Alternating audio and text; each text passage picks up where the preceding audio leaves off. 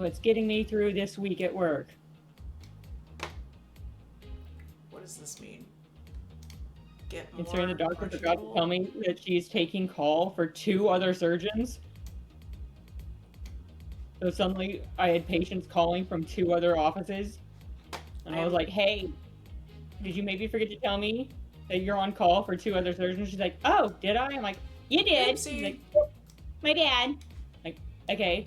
Till Ma'am, when? She's like, please. till they're back in town. I'm like, which is. Which is when? She's like, I forget. Girl, please. Okay. Alright. We're live streaming on Twitch. We're playing Miles, Perfect Prosecutor, Ace Attorney, Investigations, Miles Edgeworth, and his majestic cravat. And we're on case 3 that we didn't finish before, but we're gonna finish it tonight. We're on, hopefully, the final testimony from this lady. I'm remembering my voice for her. Okay, by that time, Lance had already subdued and restrained Mr. Deacon. He had tied Mr. Deacon securely to the beam in the room next door. After that, the two of us put on our costumes and made our escape. So Mr. Deacon must have escaped after the two of you left, right? We thought it'd attract too much attention if we left together, so I left first.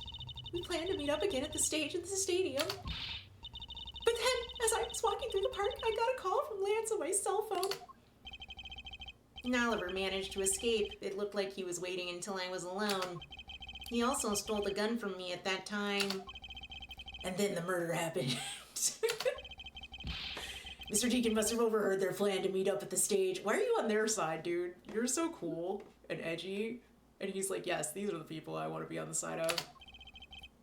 Well, Mr. Prosecutor, Ms. Pops saw the victim with her own eyes, which means that the victim was still alive at that time, wouldn't you agree? Why does that sound wrong to me?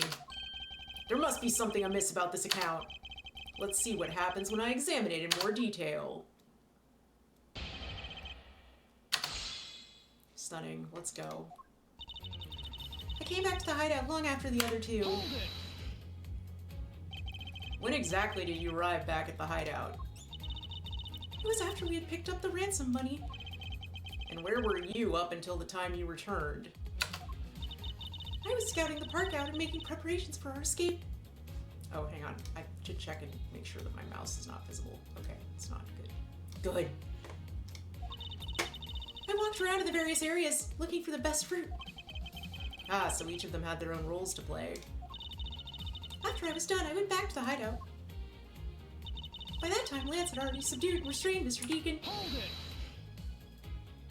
How did Lance look at that time? He looked shocked.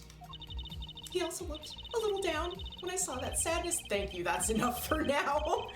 And what of Mr. Deacon? What was his situation like? He had tied Mr. Deacon securely to the beam in the room next door. You're sure it was Mr. Deacon that you saw? Yes, I'm certain of what I saw. Did you go into the other room to check? Lance said it was best if I didn't get too close to him. Lance, he's such a kind soul. Then are you telling me you did not confirm that it was Mr. Deacon for yourself? I checked through the slit in the door that separates the two rooms. He had a bad badger head on, so I'm absolutely sure. That just had to be Mr. Deacon. She saw a bad badger head. Like on the floor? Or on someone? Okay, the captive had a bad badger head on, so I'm absolutely sure it was Mr. Deacon. So the tied up Mr. Deacon was still in his bad badger costume? Yes, and? It would appear that she misread the whole situation. What now? Should I raise an objection? Of course, my favorite thing to do. The person you saw was not the victim. What? Why not? I will tell you why not. With this! This, Ms. Pops, shows us that the person you saw was not the victim. Nobody look at my HP bar. It was a rough night last night. I mean, I'm assuming it's this one, this badger head, right? Oh, yeah. Get got. Ms. Pops, the person you saw was not Mr. Deacon at all. Huh? The person you actually saw was this person. Kay Faraday. It was me, because they put me in there. It was me. Huh? The person I saw was you, Mr. Edgeworth? I always thought it was a bit odd. Why would the kidnappers abduct me even after I had handed over the ransom? It's not as though I saw the face of the kidnappers. If I were them, I would have just taken the $1 million and ran. But in the end, there was a point to it all. It was to make me look like Mr. Deacon. And if that was the reason for which I was abducted, then I believe we can assume that the victim was already dead at that time. Well, Lance, am I right? That's... You showed Ms. Pops a person, namely me, with a Bad Badger's head on. And then made your costume to escape together, or so you pretended. Huh? What do you mean he pretended? You're telling me a man that looks and acts like this would lie? Exactly that. I believe Lance watched you escape, and then doubled back to the hideout. Probably to come and remove the Bad Badger head from my unconscious self. And to create his fake prison with the prop sword. He then escaped via the passageway. Hold your tongue, boy. Don't get caught up in that tidal wave of words coming out of Mr. Prosecutor's mouth. Tidal wave? We've heard a lot come out of you, but I've yet to see a shred of evidence. The victim's betrayal and his subsequent detainment, all of that could have happened while you were out cold. That's right. You were out for quite a while, Mr. Prosecutor. Even if that were the case, Ms. Pops would have still seen me tied to that beam. I was scared of Mr. Deacon, so I didn't go into the next room. So I really have no idea if you were in there or not, Mr. Edgeworth. You see, it would seem that you can't prove a thing. Ugh. Who said that? Please wait. Mr. Romano? Ho ho ho. Miles, my boy. It looks like you're really giving it your all. And Lance, it's not good to cause trouble for others, even if you are in crippling debt. Dad! Let's see. You're the one in charge of the investigation, correct? I don't know why he sounds like Sean Connery. Just go with me on this. Yeah, that's right. For some reason. I'm sorry, my son has been nothing but trouble. This probably won't make up for anything, but I have some evidence for you. I was hoping you'd say money. I got excited. Oh, do you now? Oh, I don't like that. Put that back where it came from. Is that what I think it is? It's the Bad Badger costume the victim was wearing, and a gun! 2 guns! I couldn't wait around for the police, so I went and found these myself. That's not how evidence works, man! It appears they were disposed of in the sea. Is there no one in this country who actually obeys the law? You're one to talk, buddy. There, now. Agent Lang, please calm down. What the heck is that scrap of paper? Those words, I don't know how to read. This appears to be a letter from the Chief of Police. Please allow Mr. Romano complete freedom to do as he sees fit, it says. You literally got a piece of paper that said I have a permit. I don't know that that holds up in court, but sure.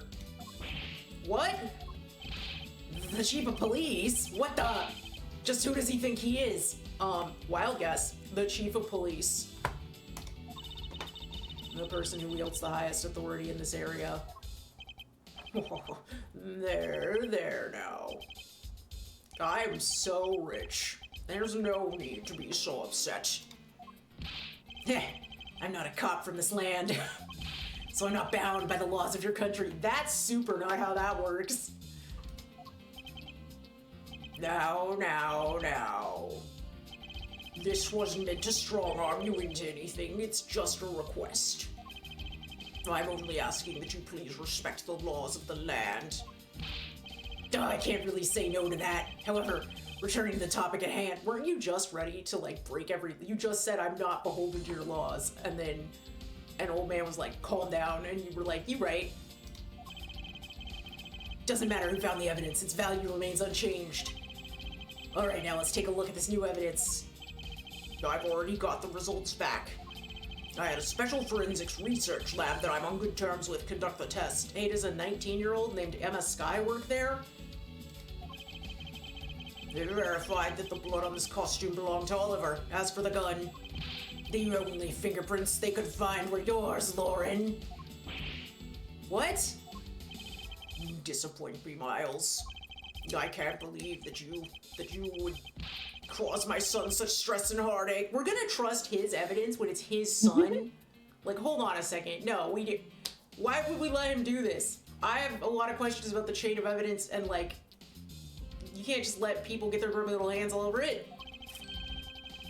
Thank goodness I was able to find the final pieces of evidence that completely exonerated my son from any crimes, and this has nothing whatsoever to do with the fact that I personally know the chief of police and I'm a multi-bazillionaire.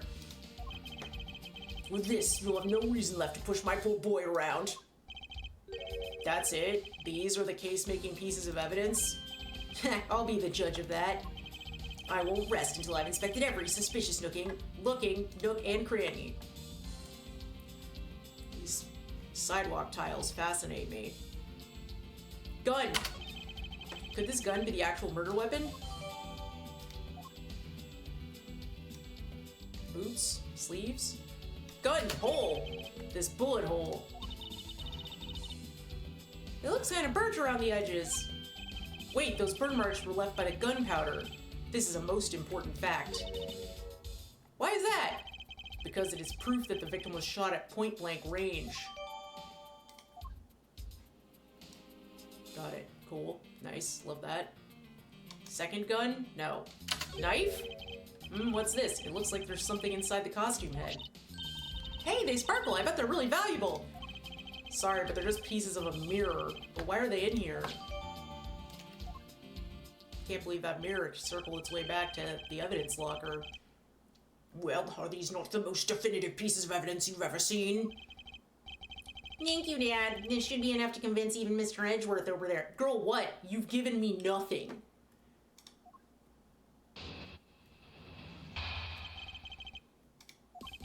Make no mistake, there are fingerprints on that murderous gun. And they prove that it was Lolly who killed Oliver. But Oliver was also after Lolly's life. So, Mr. Edgeworth, even you must see that Lolly was only acting in self-defense. The fingerprints on the weapon, huh? Oh no, this isn't helpful at all! Let's screen cap that. Reaction image. Look, Mr. Edgeworth, all I want to do is save Lolly. But in the end, all I can do is watch on as she takes the punishment for her crimes. Okay, I'm gonna put your ass in jail. That may be all you can do. However, I still have a case to solve and a job to do. The job of unraveling your insidious lie. You wound me. Why won't you believe me even in the face of all this evidence?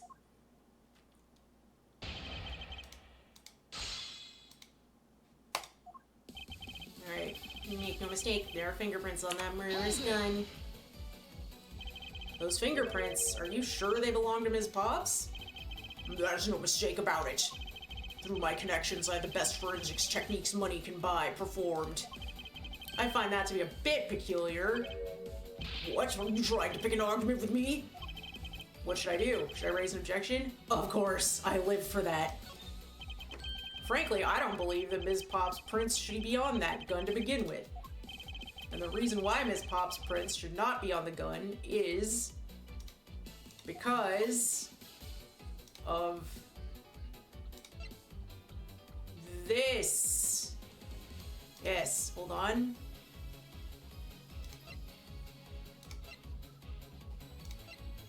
The mitten. Yeah, because she didn't shoot him. It was ripped from the Bad Badger costume. I don't know how that proves it. We're gonna try our best. With this piece of evidence, there's no reason for her to have left prints at all. Which piece is that? Look here, this is what I speak of. Your logic is so hard to follow, you should provide a map. Okay, listen. Even if she did it, there's something specific that makes it impossible to leave prints. Yes, okay. Oh, you're gonna make me go back and do that again? Okay. Hang on. I can prove this. I can prove it. Raise an objection. Don't. What about my prosecutor badge? No! I didn't mean quick. Okay. Embarrassing. Don't look at me.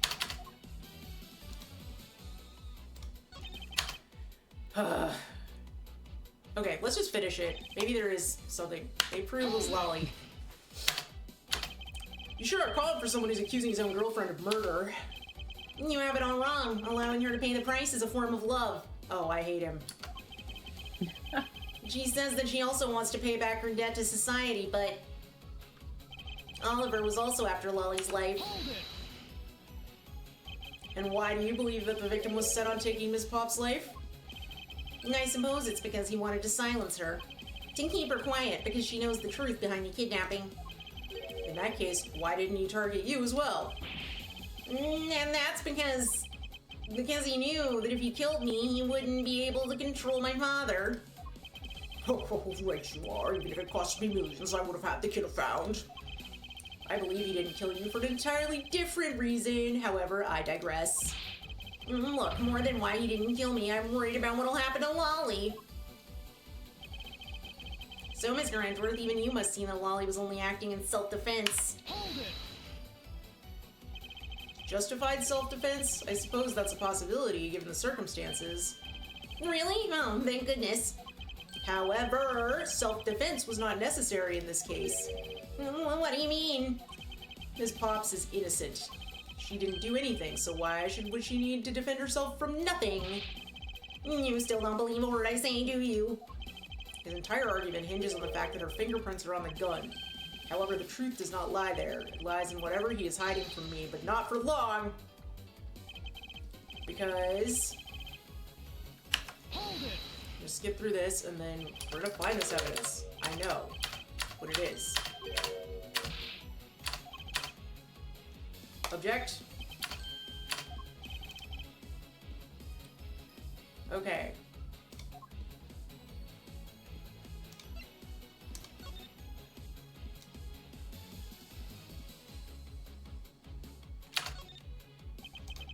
They found Miss Pop's fingerprints on this gun. Can you let me hold it for a sec? No, okay. I shouldn't if you don't know how to handle it. Besides, Miss Pop's prints are on it. Look, I'm wearing gloves. It'll be okay. I just want to take a look, that's all. It's not like I'm gonna run off with it. The only things I don't return are treasures.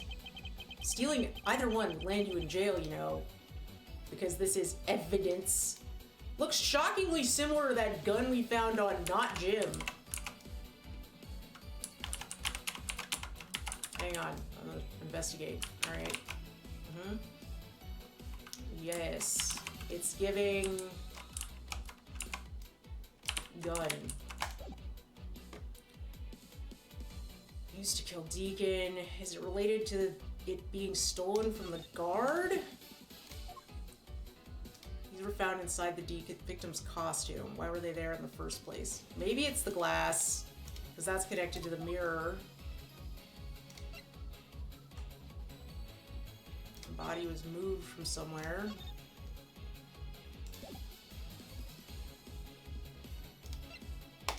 Okay, I think it's either the murder notes or the glass. Okay, it's not the glass.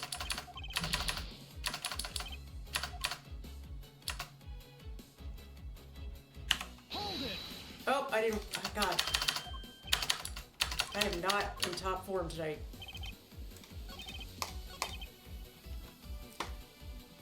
Okay. Fingerprints.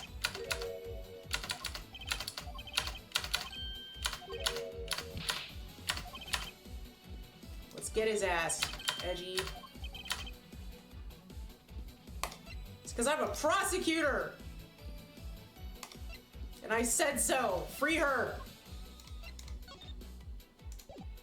Gunpowder burn is proof he shot from point blank. There we go. It's simply not possible for Miss Pops to have left any prints on the murder weapon. Because while she was at the stadium, Miss Pops was wearing a costume. Oh, that's right. Huh? But there has been no mistake. We found fingerprints.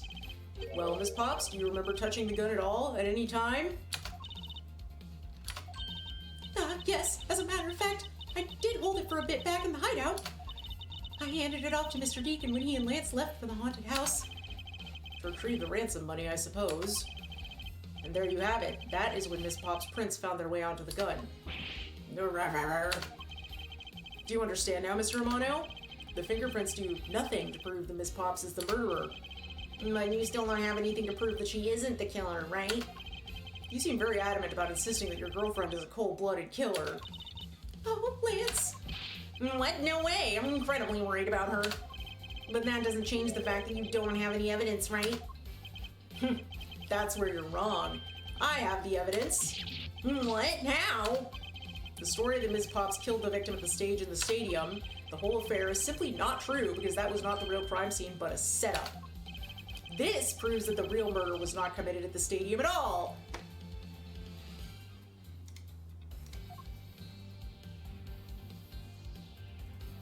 Hang on. The blood, right?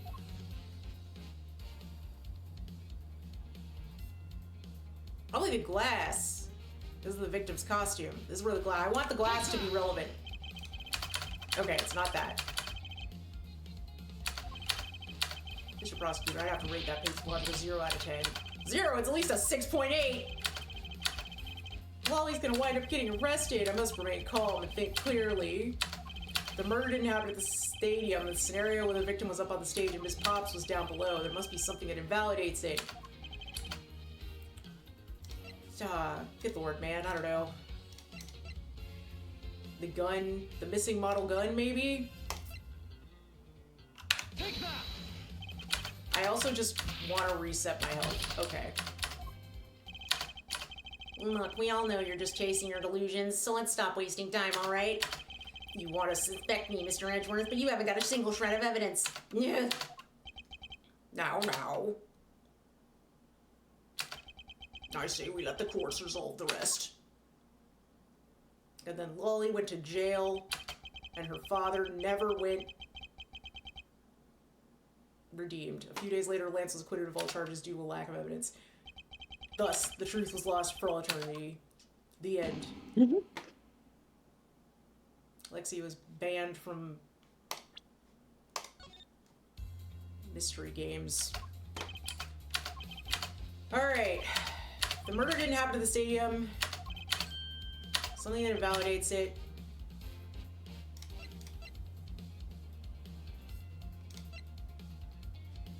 Could it be related to there only being one badger in each part of the park? Okay, it's not the glass. It's not the blank gun.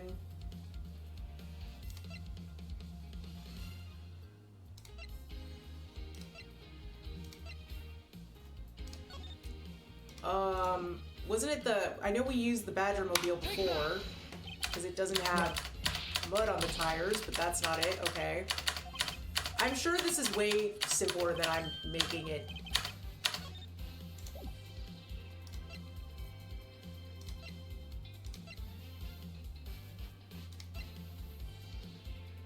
Okay, we already showed that piece of evidence, I think.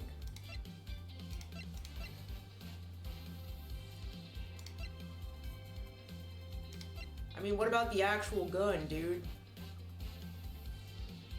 We already used the victim's costume for something.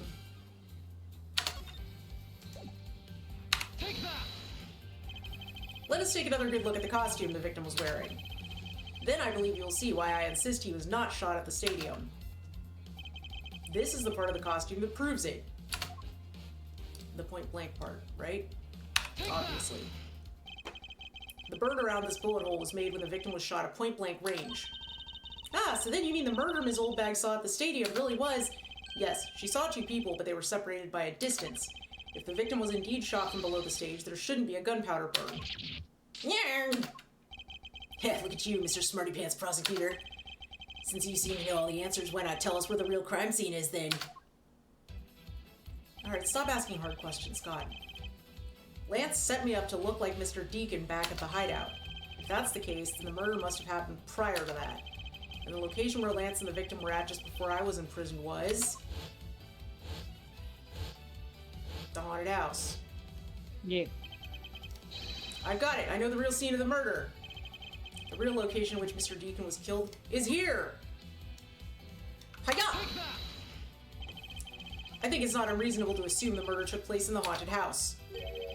The haunted house? Yes, and I have proof that it's highly likely that the victim was killed there. What proves that the real scene of the crime was the haunted house? The glass. Finally. Take that!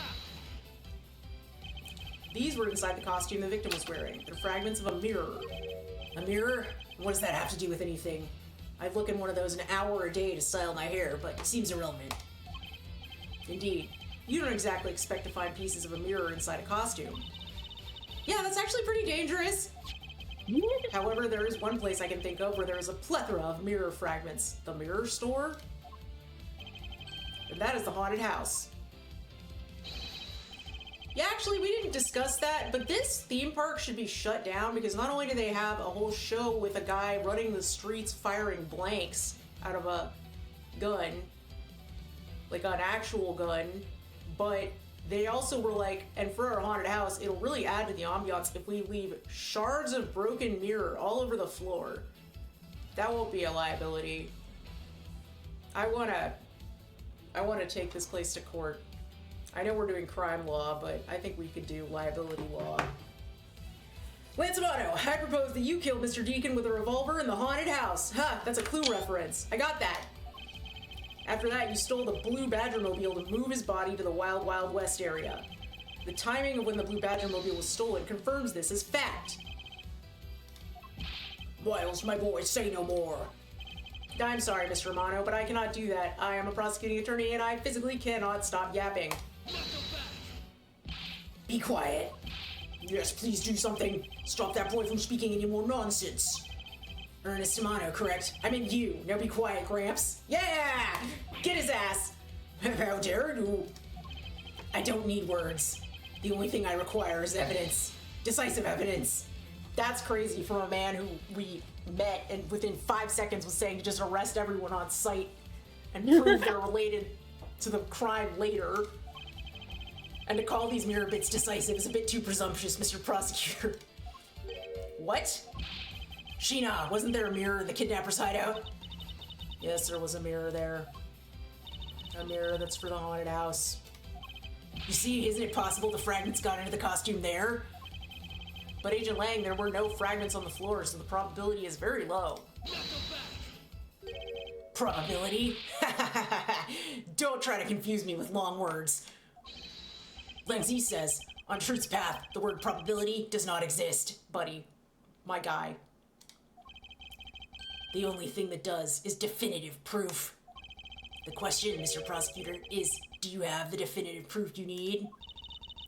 Well, Mr. Edgeworth, do you? Okay, you're not helping. You're supposed to be on my side. Do I have solid evidence that proves the murder took place at the haunted house? The answer is no. See, so since you don't have any, shut up. I don't have the evidence yet, but I'm certain the murder occurred around the time I turned the ransom over. At that time, the only people at the haunted house, besides myself, were Lance and Mr. Deacon. If I can prove that the murder took place at the haunted house, then I can prove Lance's guilt in connection to the murder. But now, Mr. Edgeworth, to the haunted house, Kay. Let's go. Get in the Batmobile. Agent Lang, I have a special request. I'm gonna ask you for some reason, even though I feel like you're gonna say no. Yeah? I'd like to prove to you that the scene of the crime was indeed the haunted house. Why in the world are you asking the werewolf for permission? Yeah, that's what I'm saying.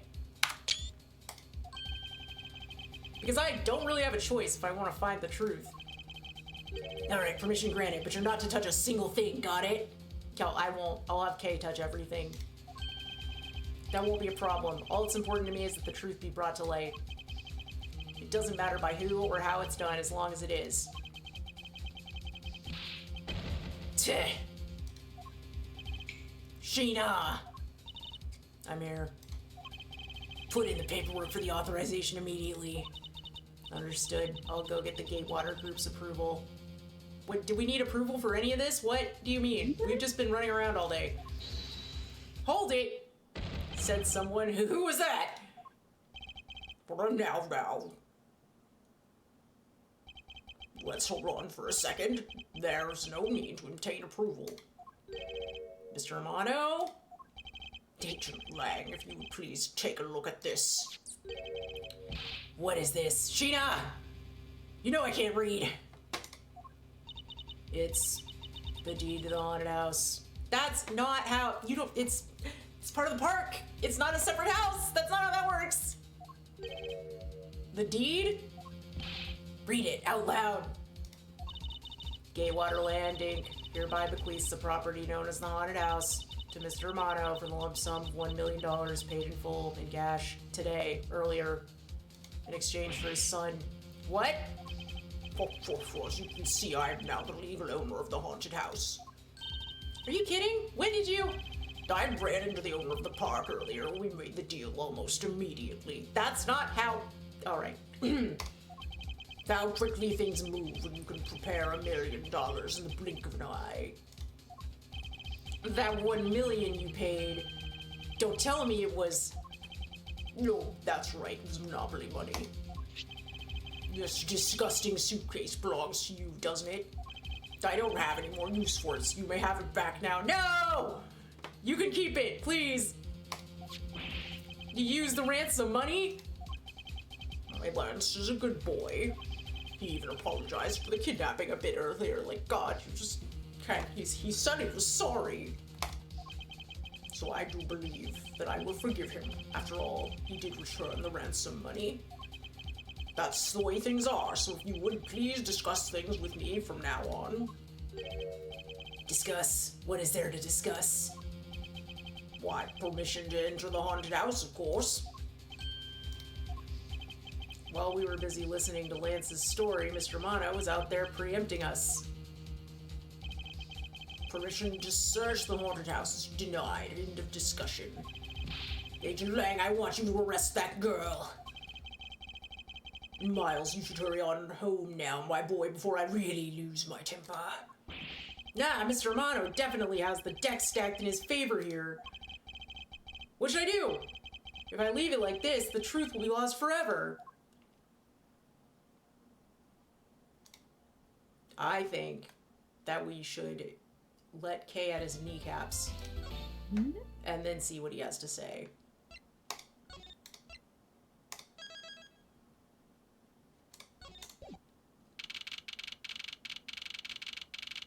Gatewaterland! We're still here! If I can't get permission to investigate the crime scene, then the truth will be lost. Hold it! Kay? Mr. Edgeworth, what are you doing spacing out? Have you forgotten? There's only one thing you should do at a time like this. Rob, steal. You push him over.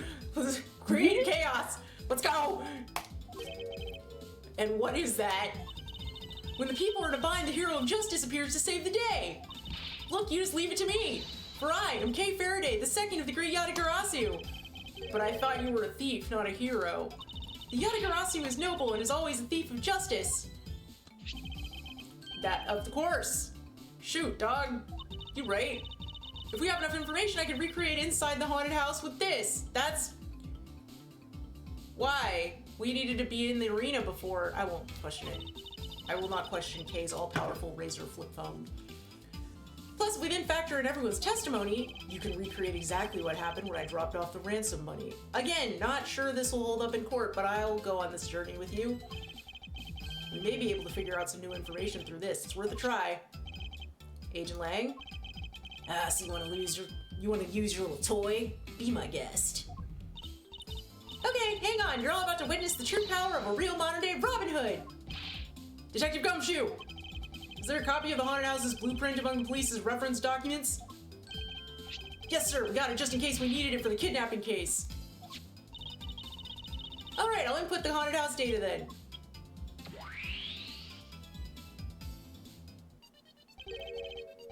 What is this? Where are we? The future, Ernest. Lock in. It's like we're inside the haunted house. Even if we can't inspect the real location itself, the path to the truth slumbers here. If I can successfully navigate my way using logic, I'll ultimately arrive at the truth. Now then, I believe I'm ready to investigate the crime scene.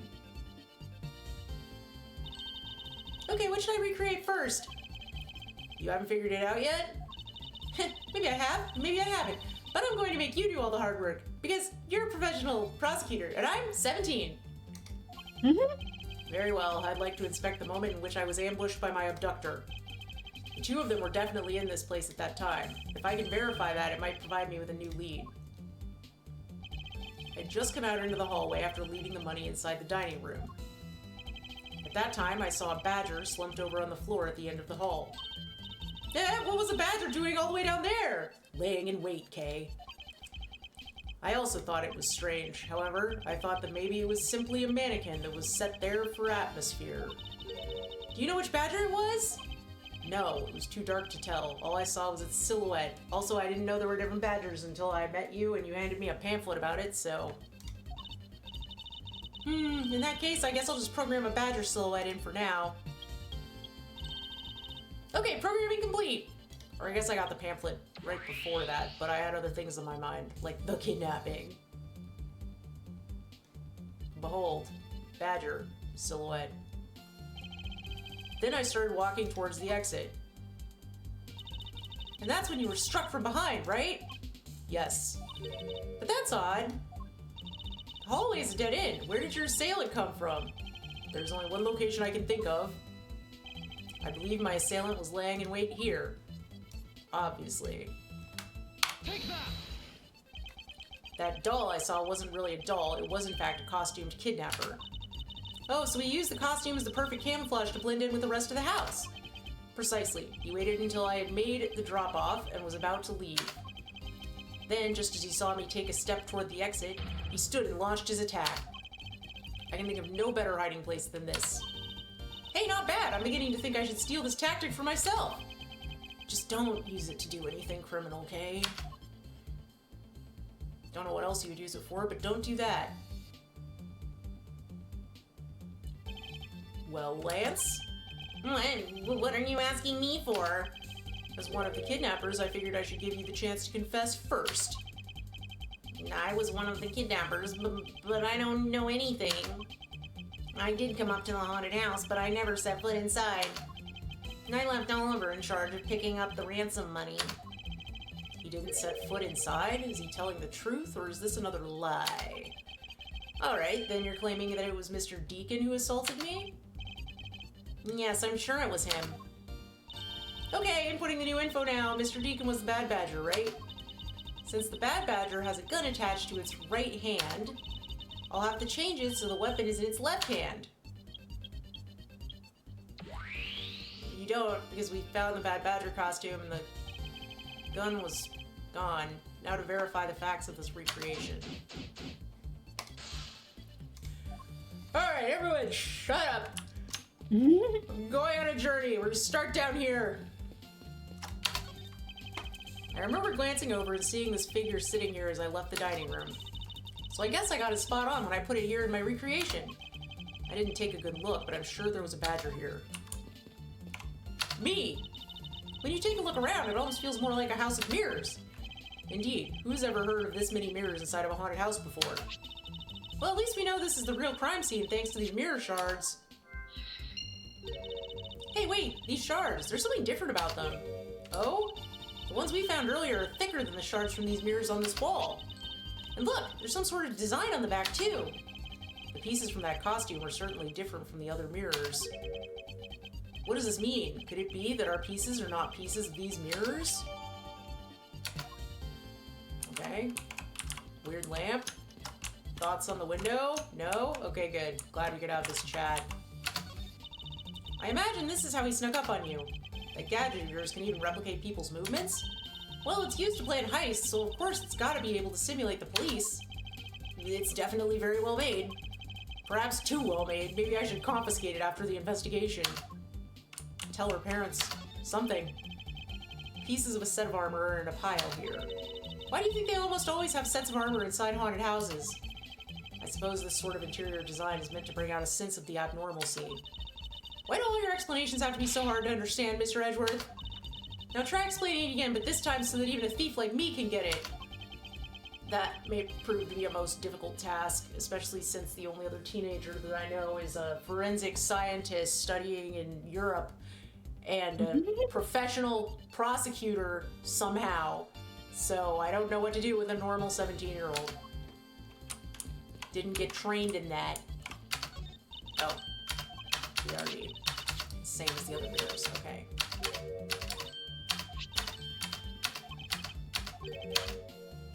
Got it. Mirror shards. Okay. You didn't recreate the weapon. Well, I can't exactly recreate something I know nothing about. So tell me, what were you hit with? The attack came from behind, so I have no idea, but I doubt it was someone's bare hands. Okay, then where were you hit? I was hit on the right side of my head, just above my temple. There was a bit of blood, but it wasn't anything serious. Ouch, sounds painful. Why are you smirking like that when you say it? It's just your imagination. Now let's see. I wonder if there's anything in the hallway that could have been used as a weapon? I'm looking for something the culprit could have used to hit you with. Yeah, sword. Take that! I have it. There was indeed one such object lying here in this hallway. A prop sword. You talking about this thing here? Yes. Although we did find it at the kidnapper's hideout. Wait, yes, it's possible that the culprit took it with him after using it on me. To leave no evidence behind, right? Correct. It may be worth a more thorough examination yet. Okay, so what test do you want to run on this sword? Dust it for prints! We should first run a fingerprint analysis. But wasn't the person who attacked you wearing a costume? Oh, yeah, okay, fine. Shut up. Somehow I don't think he left any prints on here for us. I suppose not. Curses. How could I have made such a rudimentary mistake? I'm really tired, okay? Let's run a luminol test. It's possible that some of my blood found its way onto this. Agent Lang, my ass for your cooperation in this matter. Ugh, like I have a choice. Sheena, call the lab boys. Heh, get it? Because they're not wolves, they're labs. Understood. I wish you wouldn't make these jokes. A good thing we got that locked in, like, right this second. You know how fast labs are. Except for a dab on the left side, it would appear that the blade is spotless. So it must have been the left side of the prop sword that hit you then, right? Alright, so I hit him in the right temple, which means they had it in their... I mean, I guess... They probably had it in their right hand. Unless they backhanded him with their left. But that seems unlikely. Okay, I'll update the recreation with this new piece of info. Sword. I won't rest until I've inspected every suspicious-looking nook and cranny. Painting? It's me. I have to say, it's rather embarrassing to see myself like this. Oh, so what were you... Excuse me. What were you thinking about at the time? I don't recall, but I would guess that I was thinking about the kidnapping. Really? Because I don't think so at all. Your face practically screams, I'm about to be conked over the head. If I had known that at the time, do you think I would have let myself be hit? Door, handle, cravat, gun. You know, the Bad Badger's pretty bad looking when you see him up close. Well, what did you expect from a character named the Bad Badger? And those sunglasses, wearing them in the dark makes him seem extra bad. Now I'm lost. Which meaning of bad does she really mean? And in the next instant, this badger will swing his left arm, complete with weapon in hand. Yes, to club me with the left side of the prop sword. Shall I recreate the moment of impact? I want to see the pained expression on your face. Okay. It's just fine the way it is. Wait, maybe not. Is it just my imagination, or is something not quite right? Yeah, that's wrong. Is this spot somehow connected to any of the evidence I hold? Yeah, oh, I guess we didn't put the luminol in there. Culprit hit me in the right temple area with this, but that's the left. Finally, I found a clear contradiction of facts about this sword. Except for a bit on the left side, this prop sword is absolutely spotless. However, if the culprit had used his left hand, the blood would be on the opposite side. The opposite side? Huh? If the culprit held the sword in his left hand, then the sword's right side would hit. I see, but the blood was on the left side of the sword, right? Which means that he used his right hand to hit you. Exactly. This prop sword has a large handguard attached to the hilt. It would be impossible to hold it with two hands while wearing a costume with such big hands. Therefore, if it couldn't be the left hand or both hands, it must have been the right. I'll change the data to reflect a right-handed swing. Not yet, Kay. There's no sense in changing anything yet. If you change the parameters to the right hand, it'd only create a new contradiction. Changing the prop sword to be in the culprit's right hand would conflict with what? The gun that he has. Wait, hang on. This one? Ripped from Bad Badger costume? No, so this part where it says it's in his right hand.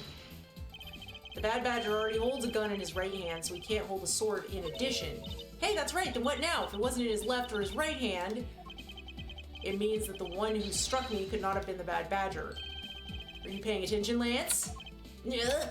Mr. Deacon could not have been the one who struck me, which leaves only you as our primary suspect. You're fine. It was me. I hit you.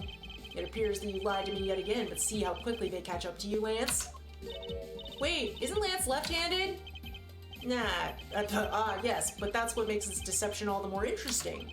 He used his right hand to make it look like Mr. Deacon had been the one to strike me. For you see, firing a gun with one's non-dominant hand is difficult, but that level of dexterity isn't required to swing a prop sword. Yeah. Hey, please input this new data. The one who hit me from behind was Lance. Or should I say the Proto-Badger? You got it! Here I go! I love Lang just standing there. Now we have a faithful recreation of the situation around the attack on me. All right, all we have to do is examine this new recreation and... And what exactly is so funny, Agent Lang? I see he's modeling himself after a wolf, but like he's kind of low-key, he's giving hyena. Yeah. That amusing little gadget sure packs a punch, right, Sheena? Yes, it was all I could do to hold my laughter in. Hey, don't make fun of little thief, you mean old werewolf. He and Mr. Edgeworth bring out the best in each other. You've had your little fun, but now it's my turn. I've sat quietly by, listening. Quietly is not the word I would say that you did. But the crude conclusions you two keep spewing don't whet this wolf's appetite. Can you stop talking like you're... Just stop. Don't talk like that. There's no guarantee that your toy will always show the real situation at any given time. All it displays is whatever information you put in there, right?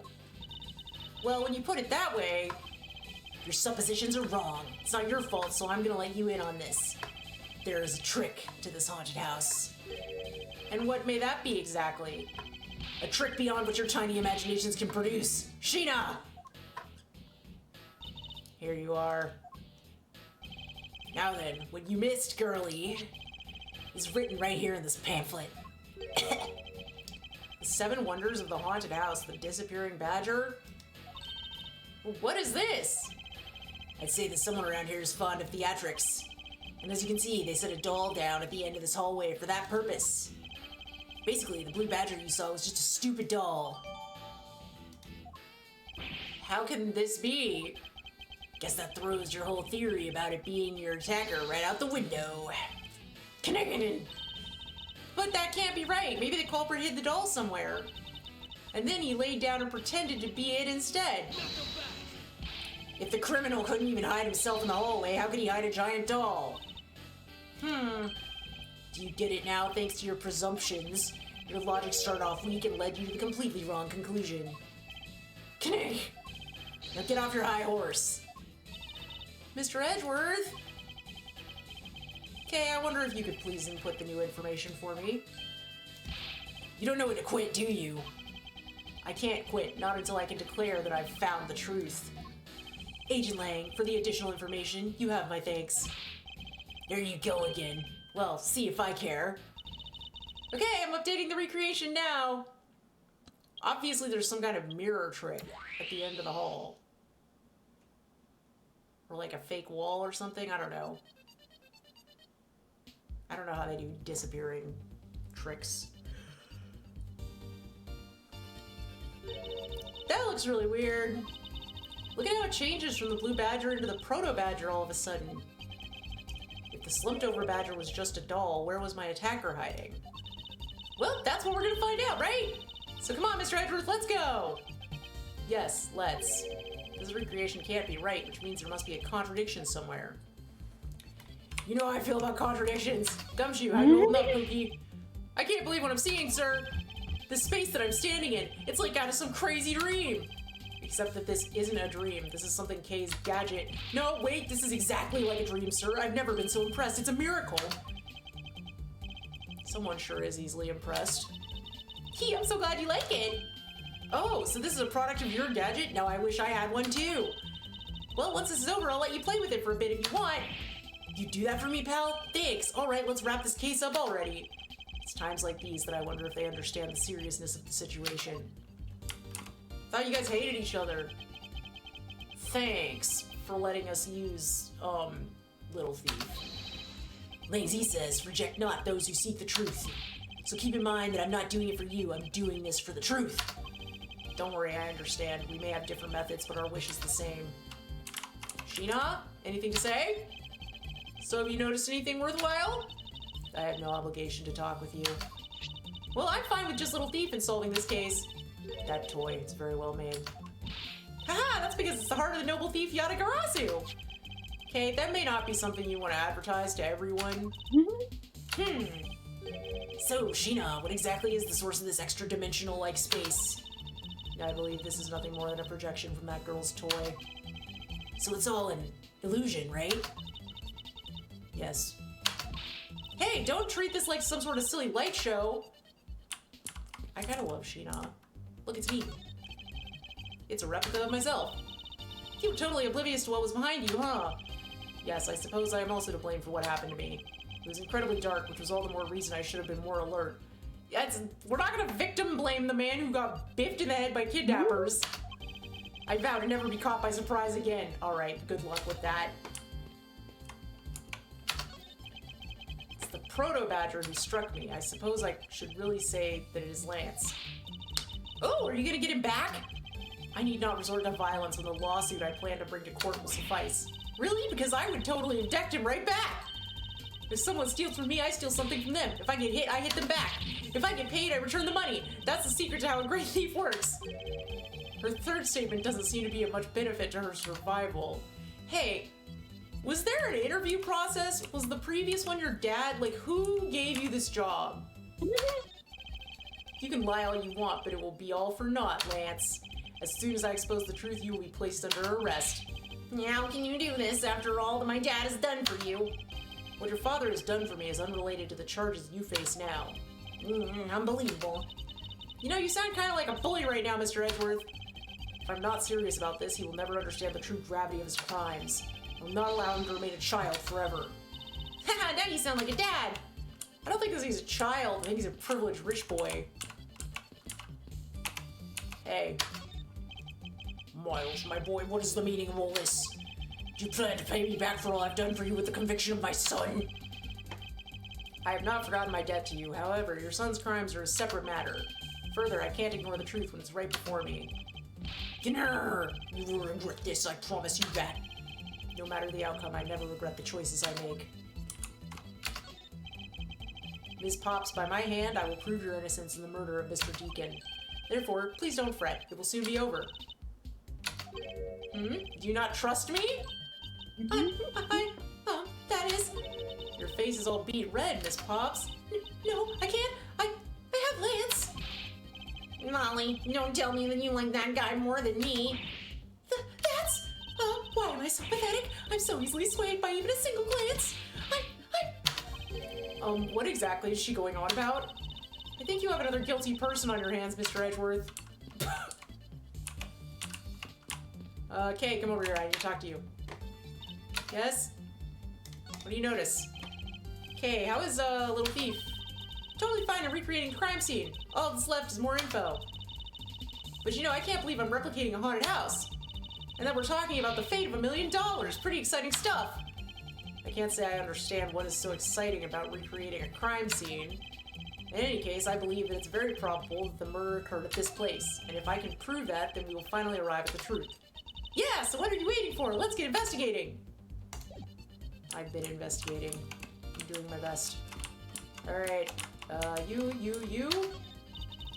This is where the Proto-Badger shows up in our recreation. Yes, now the question is, where did he come from? Where did he go? Where did he come from, Golden Eye Joe? Yeah, but there's no place to hide in our current model. There must be an inconsistency somewhere. Inconsistency! Hello? Knock knock! I will rest until I've inspected every suspicious-looking nook and cranny. This window! I don't like the blind, the no carpet, the floor is ugly. Cracks in the walls! This sucks! This blue badger is just a doll for use in this haunted house. I bet the one who killed this blue badger was the bad badger, right? Yeah, with his gun. That's real. According to the Blue Badger Bible, it says that they are each other's worst enemy. It doesn't say that. Actually, it just says one is an ally of justice, and one is a vile criminal with a gun! Perhaps they were just destined to battle each other, much like the Steel Samurai and the Evil Magistrate. Alright.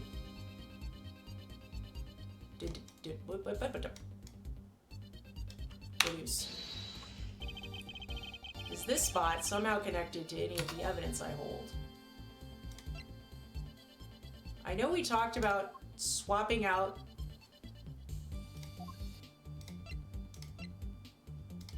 the costumes. I think it's either going to be related to the costumes separating into head and body, or it's going to be this because of the design on the back, but we haven't found any evidence related to the mirrors yet.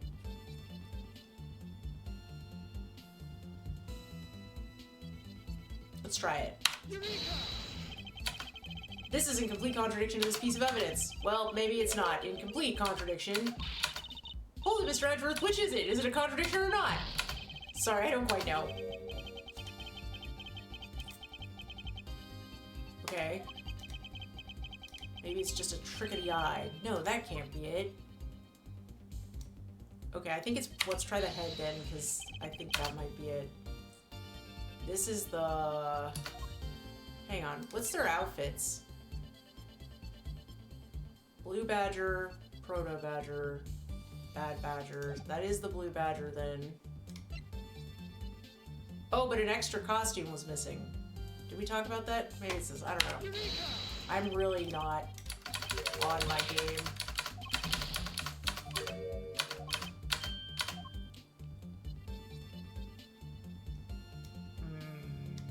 Introduce. I'm doing so much deductioning. Okay. Let me see. Gatewater Land. The disappear. Wait, what? Yeah. The disappearing badger. Okay. But he hasn't disappeared. Wait. He's right here still. Okay. That's not it.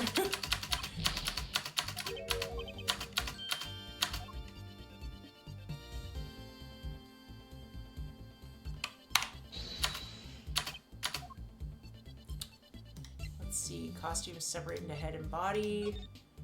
Stolen well, there are 2 Blue Badger costumes missing. I don't remember if we figured that out yet. Go to the Blue Badger Bible, or the little key thing. No. Wait, the belt's wrong. No, the belt's right. No, look at it.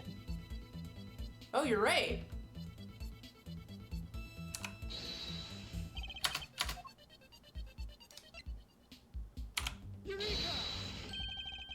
Hold on a second here. There's something wrong with this Blue Badger. Huh? Like what? The way the belt is on him is opposite of how it should be. Did you make a mistake? That's like, good catch. I would have been here for a while. That can't be. I inputted the image data exactly as it is in the pamphlet. So then why is the Blue Badger dressed up in reverse? The Blue Badger in the pamphlet photo is in reverse to the regular Blue Badger.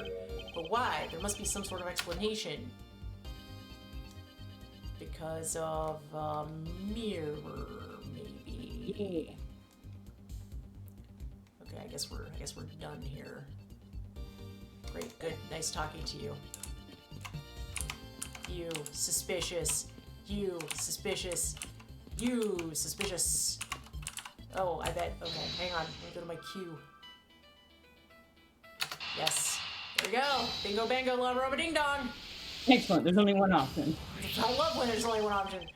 Kate, you remember what you said earlier? What I said earlier about what? About how this building might as well have been a house of mirrors. A house of mirrors? I said that? Oh, that would explain the reversed or mirror image. Making a lot of assumptions about my memory here. Do I look like someone who remembers what I said 30 seconds ago? Yes. I just say shit. I just say stuff. Did you know I'm the Yatagarasu? There's like Interpol here, and I'm gonna show them my tool, my trade. Yes, this blue I badger. open my mouth and I'm as along for the journey as everybody else.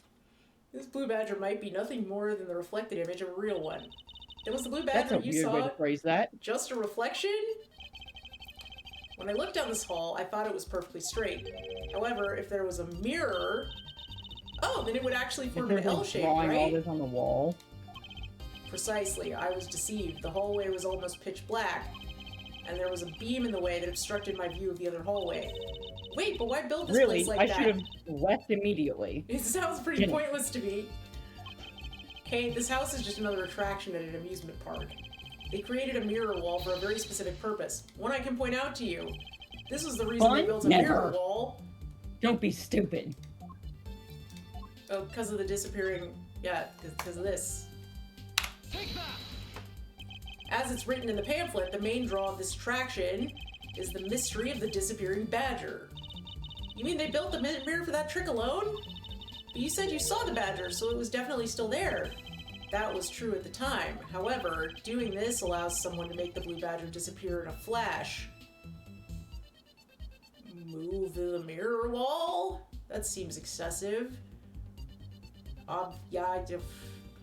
Dim the lamps? That's not how mirrors work. I'm gonna try the mirror wall. To remove a reflected image, simply move the mirror. First, the mirror was constructed so that it could be moved. Then, beyond where the mirror was, an empty hallway had to be created. Oh, so when they wanted people to see the blue badger, they would open the mirror. And when they wanted to hide it, they simply had to close it again. Again, a wild extrapolation for a building we have not been allowed into. This explains why the other side of these fragments have a design on them. Ah, and if the pattern is the same as the other walls in this hallway, then when the mirror is closed, it would blend in with the rest of the walls. This is the mirror trick that this haunted house employs. And this also proves the existence of a hiding place for the culprit. Huh? How so? Think about it, Kay. Use your brain. I know you have one. Never. There was a place that was outside of my field of vision. The culprit kept out of sight by hiding here. Take that! There was a very large blind spot, one I could not see beyond, and it was here. If my assailant hid on the other side of the movable mirror, then you wouldn't be able to see him. He didn't even need to do anything to the Blue Badger doll. Exactly, all he had to do was wait for me on the other side of the mirror. Wait, hold on. I just thought of something. Yeah, me too. You didn't hear that wall opening and closing? Seems like that would be loud. Yes? Well, shouldn't the mirror wall be broken right now in reality? Since we have a few shards of it, we can probably assume it is. Yes, it most definitely is broken. The question is, when was it broken? Since we found these inside the victim's costume, that would mean the victim was there when the mirror was broken. Wait, that sound. Leave the money and go now. That sound I heard was most definitely the sound of a mirror breaking. Okay, I'd like you to input some new information. Ah, don't scare me like that! Sorry, but I need you to recreate something for me. Sure, whatever you need. So what do you need anyway? If you could first recreate this hallway just before I entered the dining room. You got it! Also, what time of year is it? Should you be in school? Why are you Why are you here? Why aren't you? Now this, I believe this is how it was right before I entered the dining room. Although at the time, I thought it was but a single straight hallway. And then I went inside. It was around then that I heard the sound of a mirror shattering. You heard what? Then, yes, I believe it was then that the mirror was broken. Okay, so then when you stepped outside into the hallway again, the mirror wall should no longer exist. Okay, please recreate that. Got it. One thing that I just don't see Edgeworth I don't think he would check, but I also don't really see Edgeworth coming out and, like, looking over and being like, oh, that thing is gone. Like, he would have noticed. Yeah.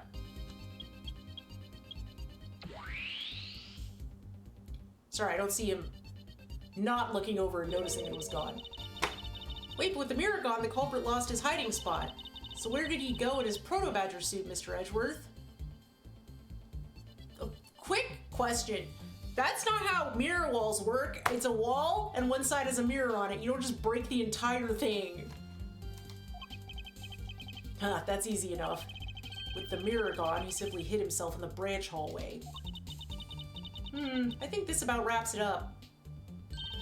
Looks like we finally solved everything! No, not yet. An even larger contradiction has now reared its head. Huh? Perhaps you did not notice, but this recreation contains a very troubling inconsistency. The inconsistency between what I saw and the recreation lies...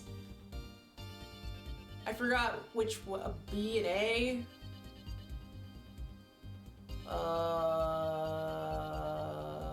A, B, B. Wouldn't it lie here? Because I saw it. So where did it... Was it... Sure.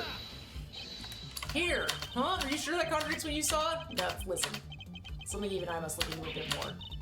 If you're having a tough time with this, then it must be one tricksy trick. Okay, that's my bad. Stop messing with me and just tell me the answer already.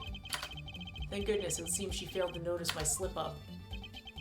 The scene I saw before me and what's being presented in this recreation. There's something that was there on site that isn't in this recreation. Okay, yeah, it's the...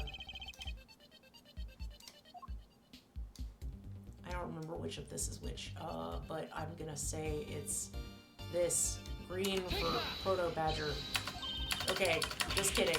Leave me alone! Oh, it would be down here at the end of the hallway, though. Yeah. My bad.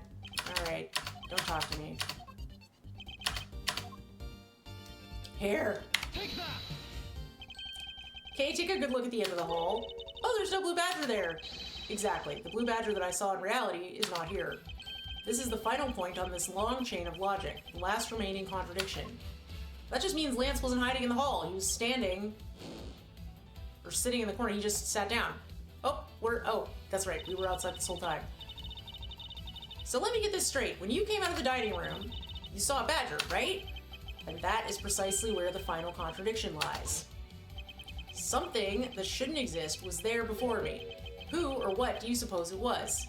I believe this is the real identity of our mystery badger.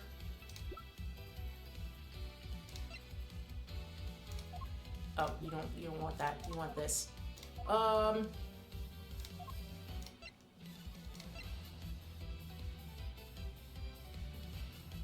Mr. Deacon? Was Mr. Deacon's body? Was he the blue badger? It was Mr. Deacon! The badger I saw was in actuality the dead victim's body. Nerk. What? Agent Lang, the entirety of my complete logic is my final decisive piece of evidence. The murder happened in the hallway of the haunted house at the time of the drop-off. And you can consider the moment I heard the mirror breaking to be the real time of death for Mr. Deacon. No. Maybe it was due to their fighting, or perhaps it was the life-shattering bullet. But no matter what the cause was, the hallway mirror wall was broken. Wouldn't you have heard a gunshot over a shattering mirror? Also, this isn't evidence. This is all just stuff we made up using a hologram. We still have no proof. Ha! You were in the house at the time, right? Are you telling me that you missed the sound of a gunshot? That's what I'm saying. There were a variety of sound effects playing at the time. All for theatrics, I assume. The gunshot must have blended right in. Ah-yah! Now then, I'd like you to recall something for me. Who was it that was with the victim at the haunted house? Who was the one who had the opportunity to rob the victim of his gun and use it on him? Yerk! It was you, Lance Amano. Ain't no way. I'm sorry.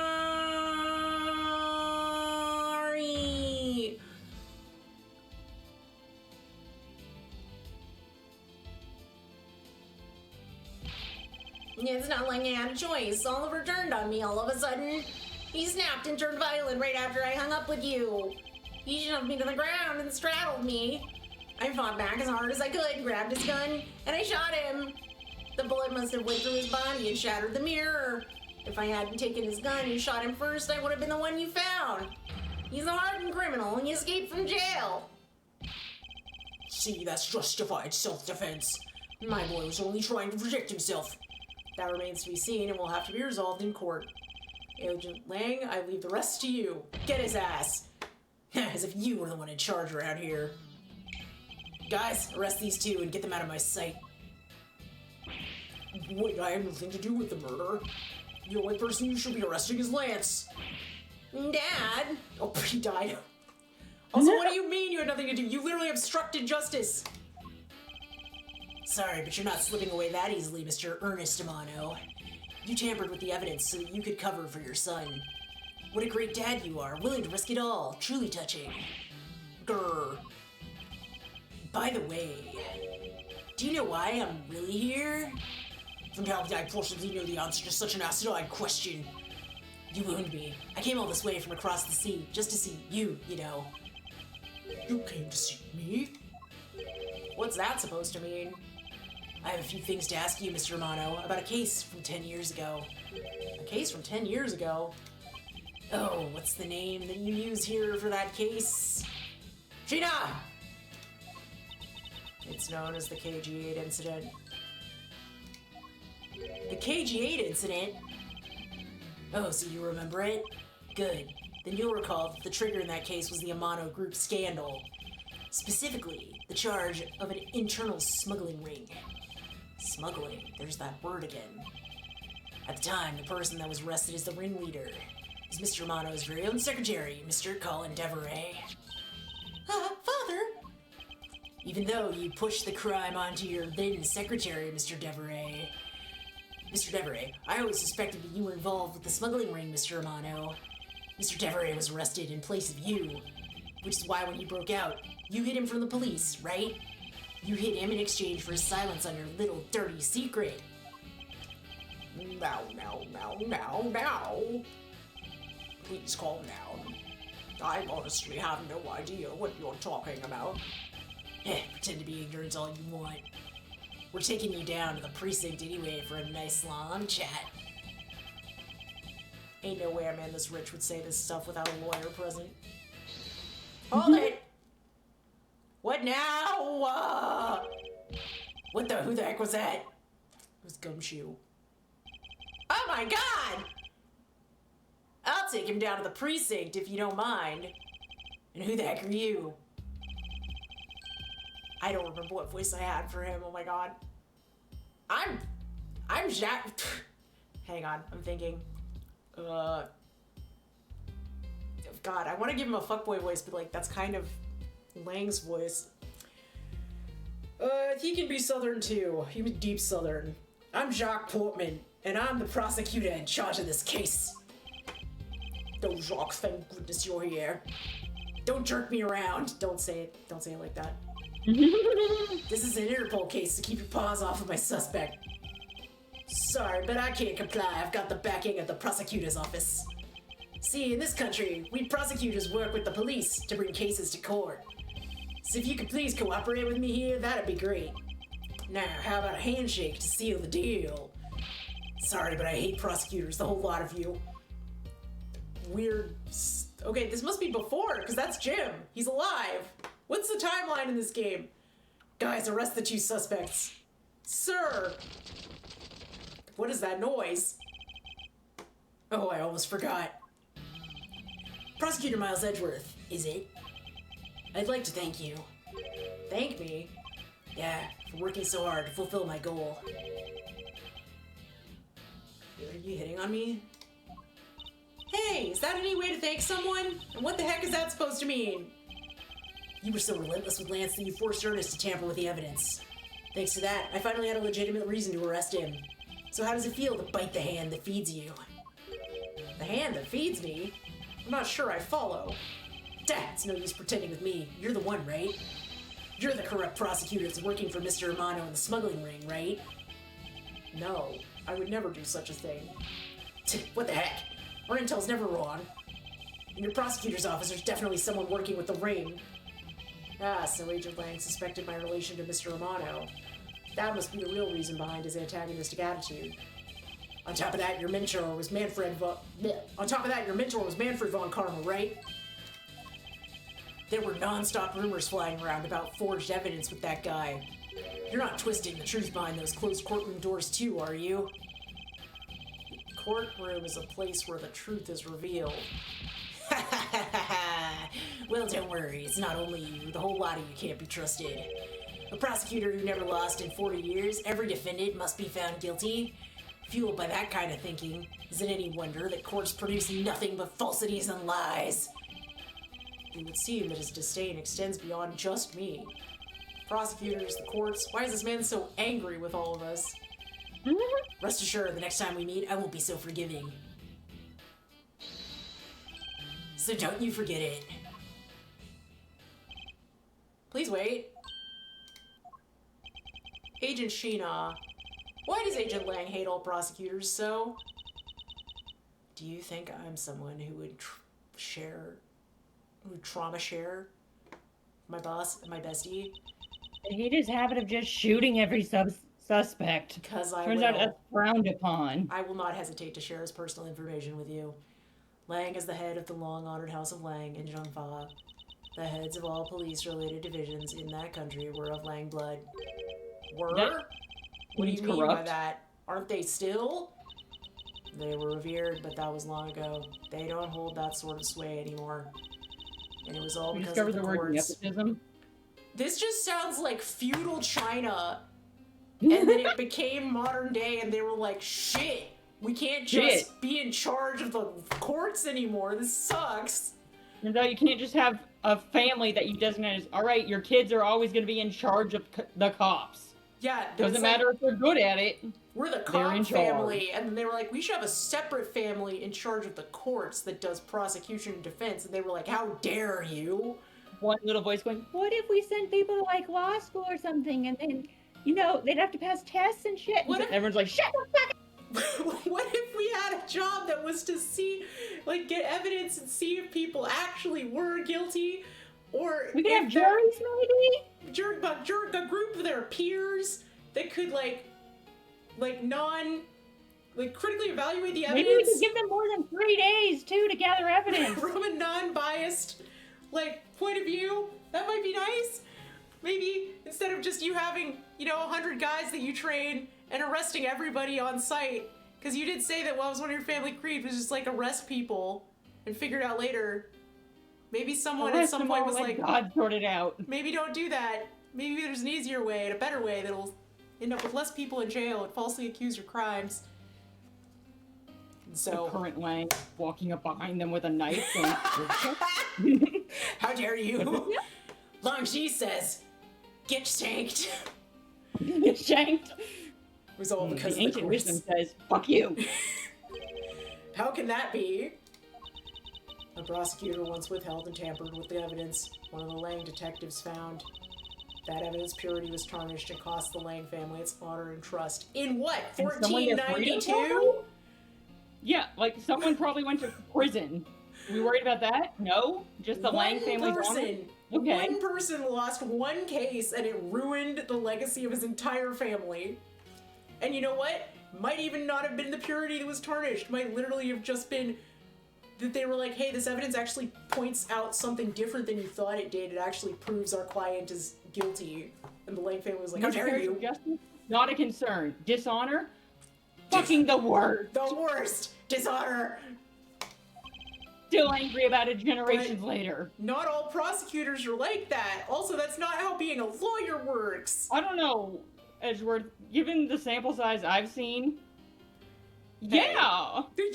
In this world, it's like, yeah, you only people with weird personalities and problems become prosecutors. Even so, Like, not all prosecutors are like that. Some of us are autistic. Lang will never respect the court again, or any prosecutor, ever. That works super. After It's all. really really harshing his vibe being a member of law enforcement and Interpol. Like, it's really making it hard for him to do this job, and you think maybe he could take that chip on his shoulder and get into a different industry like modeling, but no. That's his new shoot first, ask questions later policy. Really fucked up when we had a case in a school, but you know. No! That's a terrible joke. I know. Agent Lang is a man who hates all courts and is unwilling to forgive prosecutors. Man, what a piece of work that guy is. Come on, Jim, we better catch up. I have to go do batting practice in my office. Jesus Christ. Yeah. We still gotta deliver that thing to the old man, after all. That thing to that guy. That thing to that guy. I will not elaborate. Detective Gumshoe, I believe it's time we wrapped up and headed out ourselves. Yeah, are you going home, Mr. Edgeworth? No.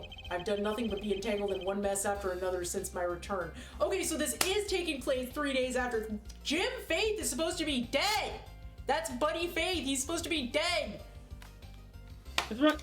See, I think I'm right. This happened before the plane.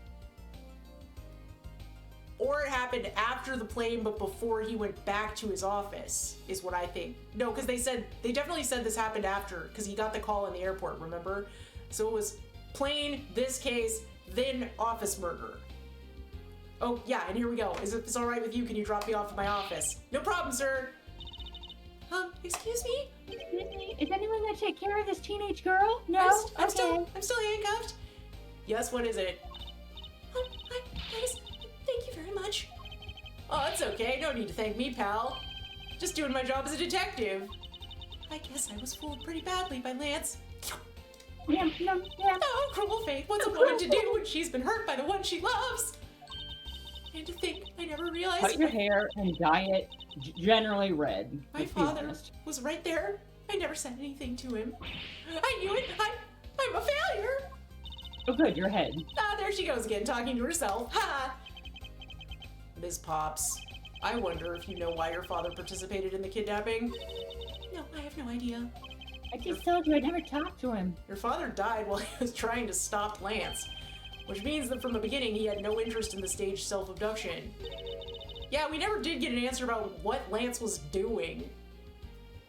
Wait, Right. then why did he... I believe it was because of your presence, Ms. Pops. Me? Lance realized that the two of you were related, which is why he used you as a hostage to coerce Mr. Deveray into cooperating. Father! As a felon, he could not tell you of his real relation to you. However, as the Amano family butler, at the very least, he was able to watch over you. It was all he could do, but that was the shape of his overflowing love for you. Weird phrase, but okay. Yeah, weird way to say it, but we'll go with that. Go on, speak your mind. What, was that weird? Was that a weird way to say that? What do you...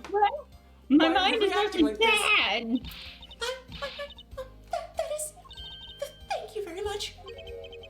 You're welcome. I've been although processing this in therapy for years. there's no need to thank me. I wasn't gonna. She just did. You're not good at comforting people. No, Please. Lauren, stop. I mean, this man's so much You older should than see me you. credits on this. Don't let that stop you, Lauren. Don't let your dreams be dreams. Petey, looks like you've completely stolen her What away, do you think Mr. her Edgeworth. dreams are? She accepted a ring pop as an engagement ring. They didn't say it was an engagement. It was, in fact, to confirm that they were boyfriend-girlfriend, and they still didn't have that solidly down. Way to go, sir. Your technique is way beyond the level of a great thief.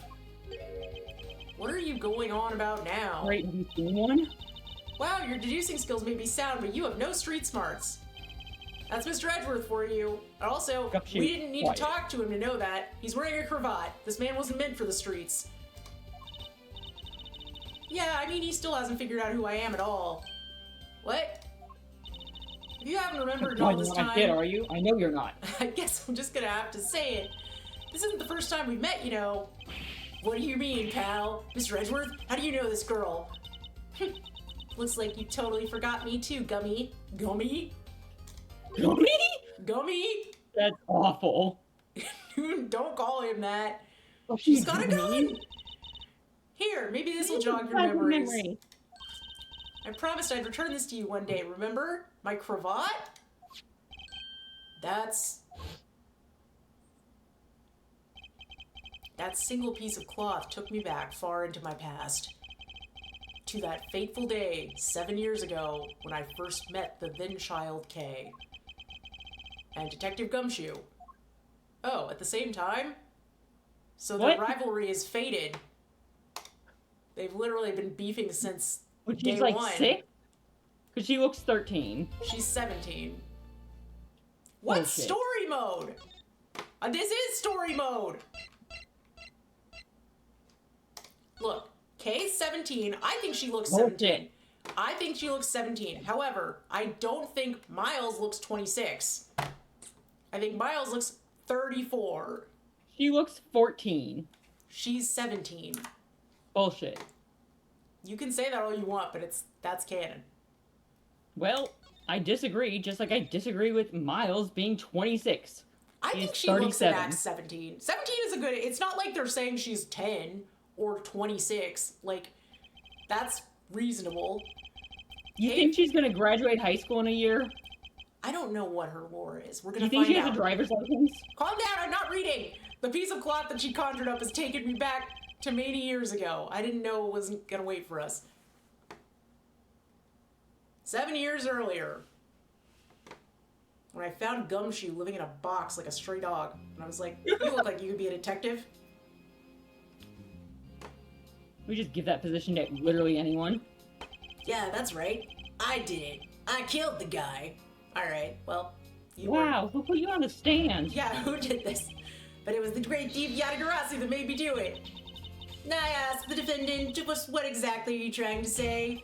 Don't you get it? I know the true identity of the Yatagarasu. Okay, but you're on trial for murder.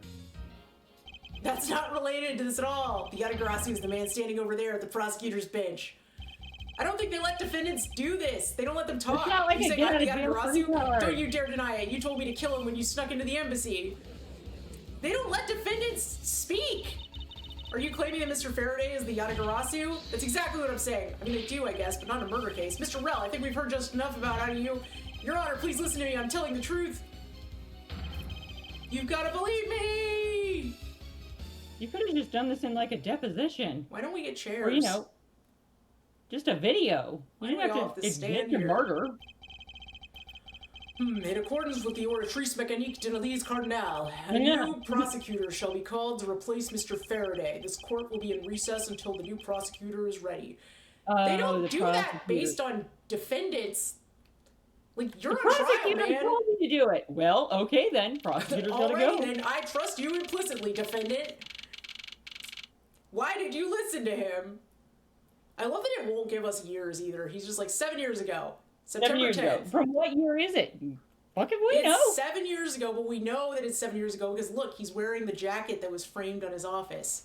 Oh yeah. It's his debut. His cravat is rufflier. His vest, fancier. It's blue underneath. It's almost time for me to enter the courtroom. So I'm standing out here for some reason, instead of getting ready in the secret private lawyer room that I know they have. And so it is that my first assignment as a prosecutor will be as a replacement for a prosecutor who has been accused by the defendant. I don't... But luckily, I- the defendant admitted to murder on the stand. Going to be a great first case. Yeah, like, why are we listening to this man who literally... Because, yeah, I forgot he said that already. But, yeah, he was like, I killed him.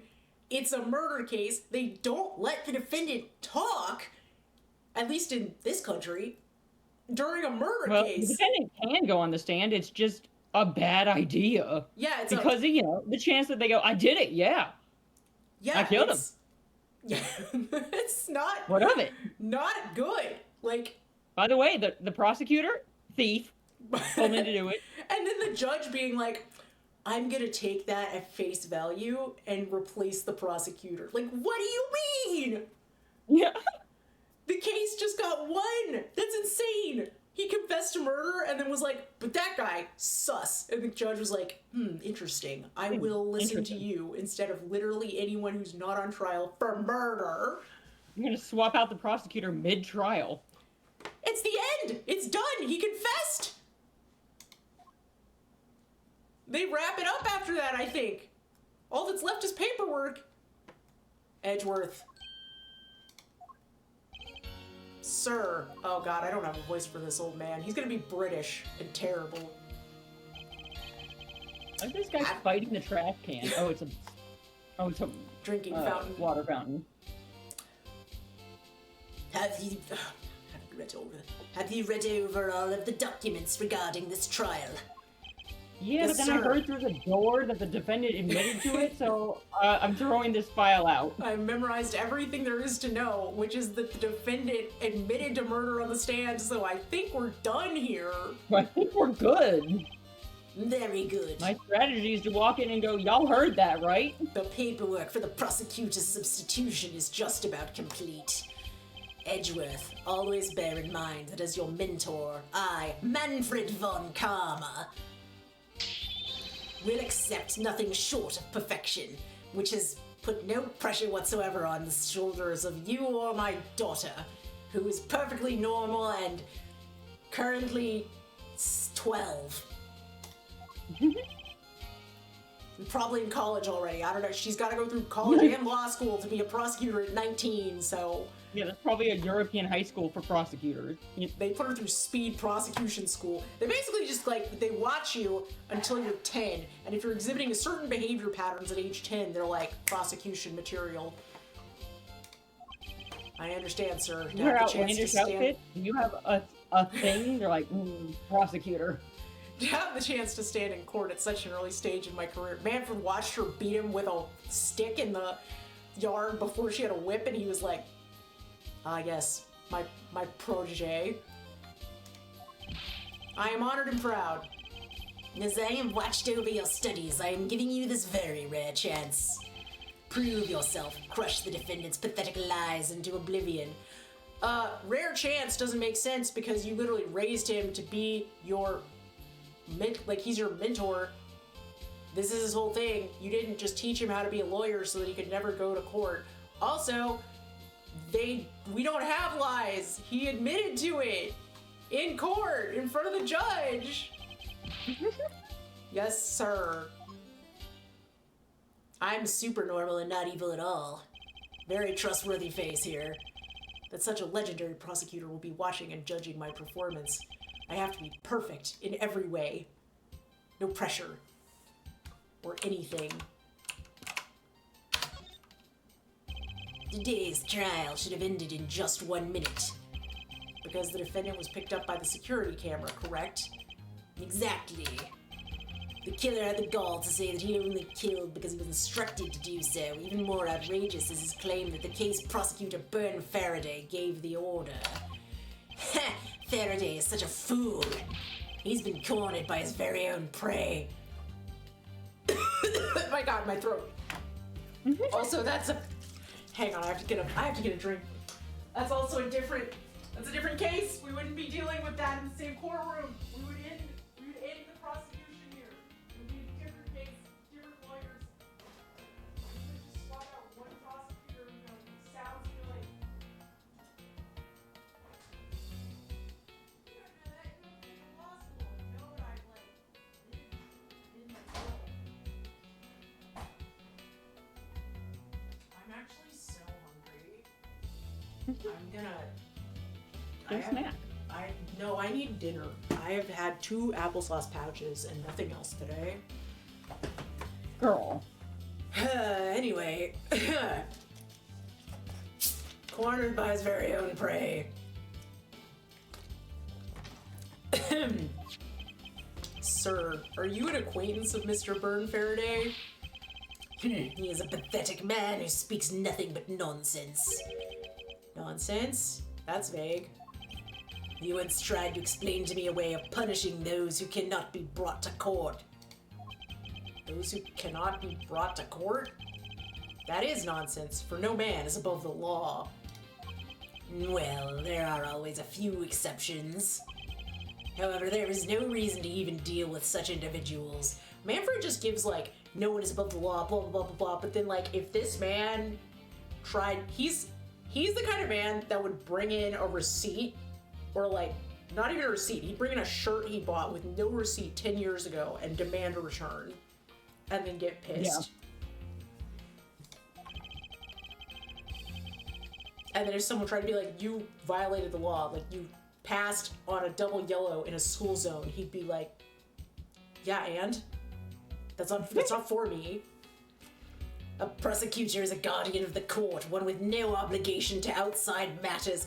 Well, listen, whoa, where are you getting your information on lawyers? Thus, there is no reason to deal with such individuals. I see. Edgeworth, I'm so proud of you for turning out normal-ish when this guy was in charge of your upbringing. Right? Edgeworth, disgracing yourself as Faraday has will not be forgiven. Okay, easy fix. Don't tell people to kill people. Have no fear. I will not let you down, sir. In place of the accused prosecutor Byrne Faraday, I'll prove the defendant's guilt. He already did. He said he did it. He said he killed him. And the prosecutor telling him to do it is a different case. We're done here. Very good. I've secured an hour of recess for you to prepare to do just that. You don't do that shit. I mean, I guess you can. You can ask the judge, but like... Show them all the power of Von Karma. Oh, alright. So, have you achieved a firm understanding of the case? Yes, sir. I've memorized everything that is written down in the case files. Well then, explain the case to me. I want to see if you really know what you're talking about. Should we be having this conversation in the lobby? Understood.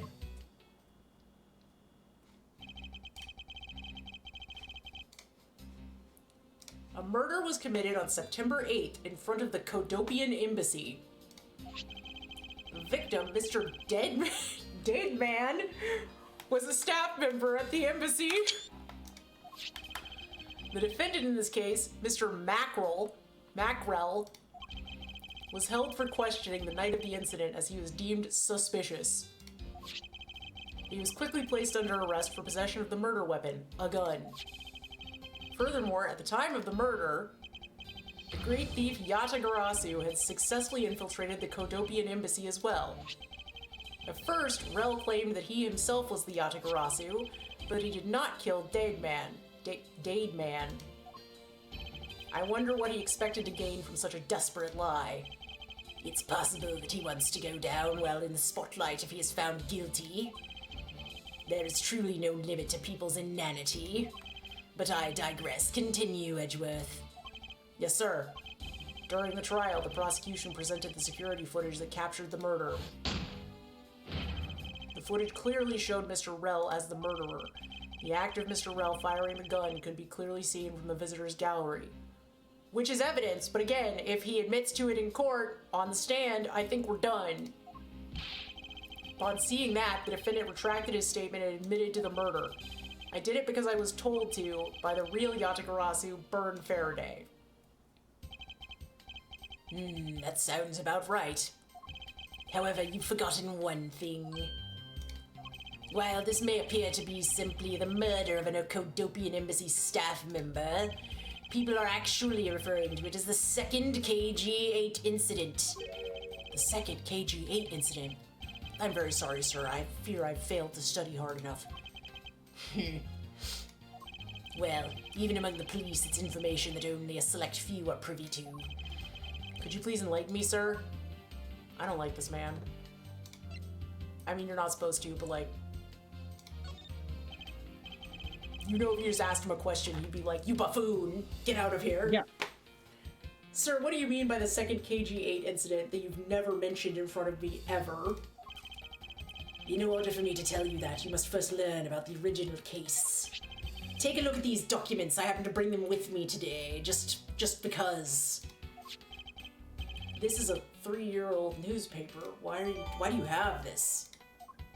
You have heard of the Amano Group scandal before, correct?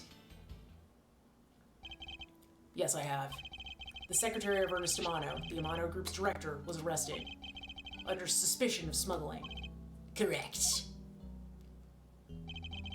CCU was an employee of the Amano Group, and the sole witness to the smuggling operation. It was she who brought the crime to light. However, Miss Yu was silenced before she could testify in court. Wasn't a Kodopian embassy staff member arrested for the murder? Yes, a Codopian by the name of Manny Cochin was the suspect. However, due to lack of evidence, the case went unresolved. Hang on, does that guy's hair look slightly familiar? And the name Cochin, like coach, like sports, like a lawyer we know? No. It's all coming together, boys. Yeah, add some gel. Lack of evidence? Oh my god, that's his dad. I bet that's his dad. Yup. Nah, if only I was in charge of the case. But they stopped getting me involved in things for some reason. I don't know why. I was left off the email chain. Couldn't be because I talk like a villain or anything. I would have done everything in my power to prove his guilt, legal or otherwise. To make sure that all criminals are found guilty, my mentor really is dedicated. Faraday was the prosecutor on the case then, and he was as pathetic as ever. Mr. Faraday was in charge of the KG-8 incident as well? That's right. And now, once again, the victim of the case you are currently assigned to was someone who was scheduled to testify against that smuggling organization. And just like last time, the victim was murdered right before he was to testify. You're catching on. The victim was murdered just before his day in court against the smuggling organization. Events are occurring almost exactly the same way as they did in the KG-8 incident. So that's why it's being called the second KG-8 incident? Yes. Yet there's one difference between the two incidents. Maybe we should just call it the KG-9 incident. What would that be? The so-called noble thief that is sending everyone into an uproar. The great thief Yatagarasu. Yatagarasu, I'd better find out more. He looks like someone that would... I know it's like technically a Japanese game, like they're in Japan. But he looks like someone who would be like, that's got too many syllables, a foreign name. I hate them just based off that. If it is true that the Yatagarasu showed up at the Codopian embassy, what could he or she have been after? No doubt to steal any suspicious accounting records and release them publicly. Or, more likely, to steal secrets from the Codopian embassy itself. Since the item that the Yatagarasu stole from there was sent to the police. What was it that the Yatagarasu sent to the police? I don't know the details. Stop asking questions. Anything related to the Yatagarasu is getting the top secret treatment disgusts me. Still, I find it very ironic. By returning the stolen item to the police, it was proof positive that the Yatagarasu had infiltrated the embassy on the same day the staff member was killed. Criminals have a way of incriminating themselves, wouldn't you say? That would have to be the first time the Yatagarasu was left evidence behind, correct? Yes, indeed. If you wish to learn more about the Yatagarasu, then I suggest you ask Faraday. Mr. Faraday? He happens to be the prosecutor in charge of the Yatagarasu case as well. He's the prosecutor in charge of both the KG-8 incident and the Yatagarasu case? Mr. Faraday really has a lot on his plate. That's 2 cases for a top prosecutor? They live for that. Oh. What is it, little girl? Sorry, that's so funny, the contrast between him and Baby K. Like, of course she looks like that. Like, you're right. She wouldn't have looked like anything else. You're scary, mister. How dare you? What's scary about me? Did you need something? Like a parental figure? Where are they? I want to trade these coins with you. This old man looks like he was around during the invention of coins. He might have some good ones. A fistful of dimes, quarters, and pennies, but it looks like you exactly $1.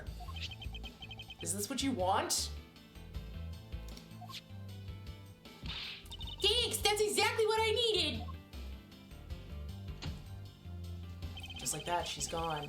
Could that child be here to watch the trial? I have other questions about children in courtrooms. Like, I wouldn't just be like, you know how 7-year-olds run off the street. Oh, she's 10. How disrespectful for a child like that to be running around inside the courthouse. She's not even wearing business formal.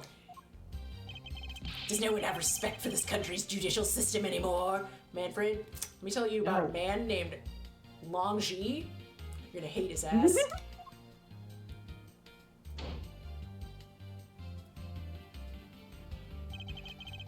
Paperwork for the prosecutor's substitution is complete. Why, do you even know how much time there is left before the trial resumes? An hour. You said that's how much time we have. I'm so sorry. I can have you mopping up this courthouse instead of protecting it in an instant. Gulp. It's no bother, sir. Not being completely prepared could prove to be a perfect handicap for me. A proud one you are. You had better collect the evidence from Faraday and prepare yourself.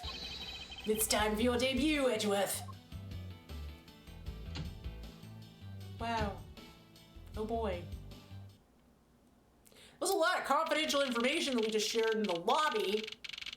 Possibly in front of witnesses and, you know, opposing counsel.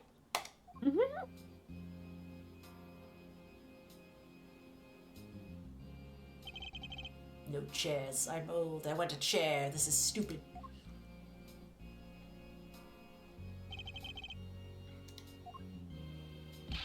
Just what is going on? Why isn't Faraday here yet?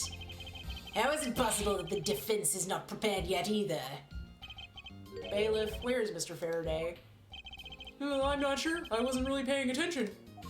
This is not my job. My job is to stay in the court and, you know, get a handle on the criminals. What's a good judge voice?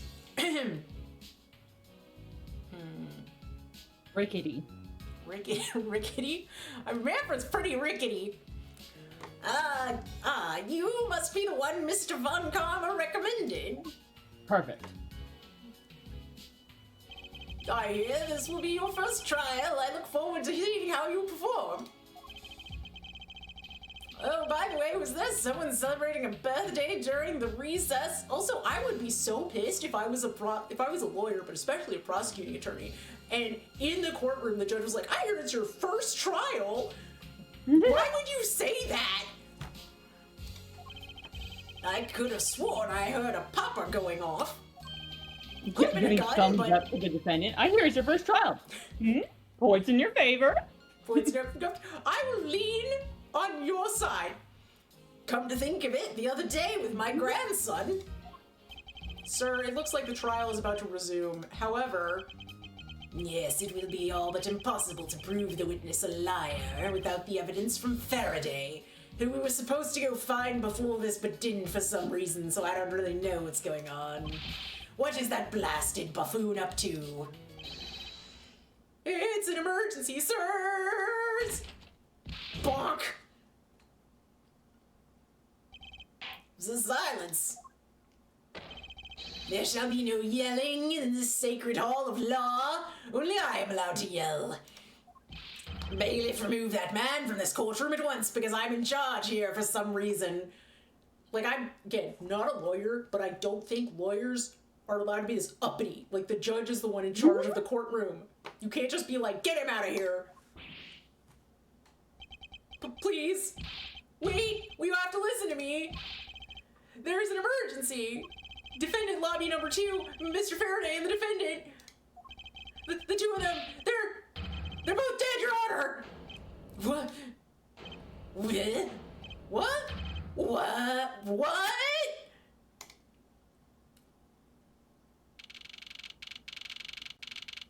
Are we gonna haul Kay's ass in for interrogation because she has a balloon? It was actually a gun. Stay back. Ung. God, stop giving me men! I can't do this voice anymore! Okay. We'll give him Sheena's voice. No one's allowed on the crime scene, period.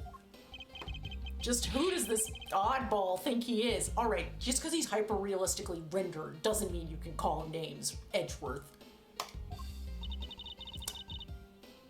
This is becoming quite the hot spot. Isn't she Mr. Rel's defense attorney? Hey, what's up with those ants? Hey, you, no running in the hallway, pal! And who are you to tell me what to do? I'll never find out what's going on like this. It's time for some civil discourse. Punches him in the face. Ants! The sofa looks like it's seen its fair share of use, and it looks like another part of the courthouse is visible from the window. Ah, my eyes have locked with my reflection's eyes in the barred window. As a student of Von Karma, I refuse to back down. Die one. Hey, was no one supervising Von Karma? No. Like, no one was locked in on that man? First, I need to get a handle on the situation. Perhaps I should talk to some people. No, I would hate to do that. A fire extinguisher. If one were to be hit in the head with this, I suppose the victim would lose a memory or two. But it's not as though I'd ever be so foolish as to be struck by one of these. Which is not foreshadowing at all. A poster of the judge. There's a longer slogan of some sort on it in tiny letters at the bottom. Every strike of my gavel brings the truth closer to me and my hair farther away. Is this a promotional poster for the court or a hair growth product? Defendant lobby number 1 is through here. The incident took place in lobby number 2 next door. I shouldn't allow myself to be sidetracked like this. I'd better get a move on. A drink vending machine. Ah! Now is not the time to be pondering what kind of drink I want. Interesting. They're selling special court-themed food products here. Many of them seem sort of troublesome and suspicious. Objection, I suppose. What do you mean, court-themed? It says beef jerky, Swiss rolls, and ham sandwich.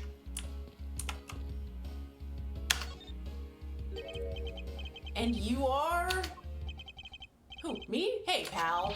It's common courtesy to tell someone your name first before asking theirs. Point taken. My name is Miles Edgeworth. I am a district prosecutor. A prosecutor? I've never seen a prosecutor as young as you, pal. Runs in the family. I've told you my name, now would you mind telling me yours? Detective Dick Gumshoe, and just recently, I achieved my dream of becoming a detective. More than a dream, it's what I was born to do. Wait, maybe I should check and make sure I'm not really in some crazy dream first. This detective is entirely too excited to be at a murder scene.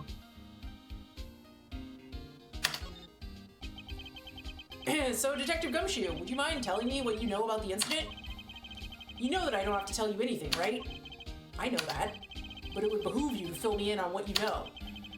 Wow, you're a proud one for such a youngster, aren't you? Well, anyway, Detective Bad is the one in charge. So you're just gonna have to ask him for all the details, okay? As for me, I was guarding the door to defendant lobby number 2. So you were on guard detail. Did you notice anything strange while you were on duty? Well, I freaked out when I heard a gunshot, and then I kind of froze. You're a detective and a measly gunshot scared you that much? Then again, I can hardly claim to not know what it's like to hear one at close range. Then Detective Bad came running to the scene. We went into lobby number 2 together, and both men were lying there dead. Is that everything? Yeah, that's it. I was in the hallway the whole time, but I didn't hear a single peep of a struggle. Interesting. Other than the gunshot, he didn't hear a single sound of commotion. Alright. Thanks for that. Let me talk to this lady. Do you have a minute? You know, I'm not really into talking to people I don't know. Especially at a time like this. I apologize for not introducing myself before bothering you. You're telling- There's no way the entire court doesn't know who he is. Right? My name is Miles Edgeworth. I was to take Mr. Faraday's place in court. Edgeworth, huh? Never heard of you. So Faraday's substitute is a newbie, huh? I'll have you know, madam, that I studied under Manfred von Karma. Do not take me for some naive novice. Yeah, that's how I would also look at a man who waggled his finger at my face. What? Do not take me for some naive novice?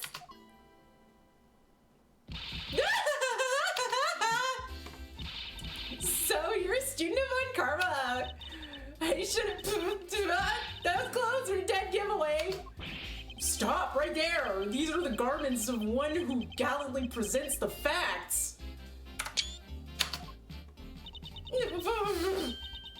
Thanks for the great laugh, but try not to make me laugh so much, okay? I wasn't trying to do anything of the sort. Just kidding, I was just goofing around. By the way, do you know who I am? my name is Callisto Yu. And if you're telling the truth, then we were about to go head-to-head in court. Ah, but of course, I have heard much about you, Ms. Yu. But of course I've heard much about you! You're a regular Shakespeare! Did I say something funny? I'd like you to update me on the situation. I don't really know anything. Why don't you try talking to those detectives over there? If that's the case, then why are you here? Oh, what's so funny?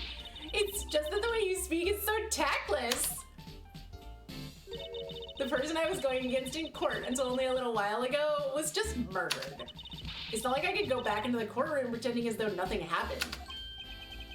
That's a good point. I apologize for asking such an insensitive question. It's fine, don't worry about it.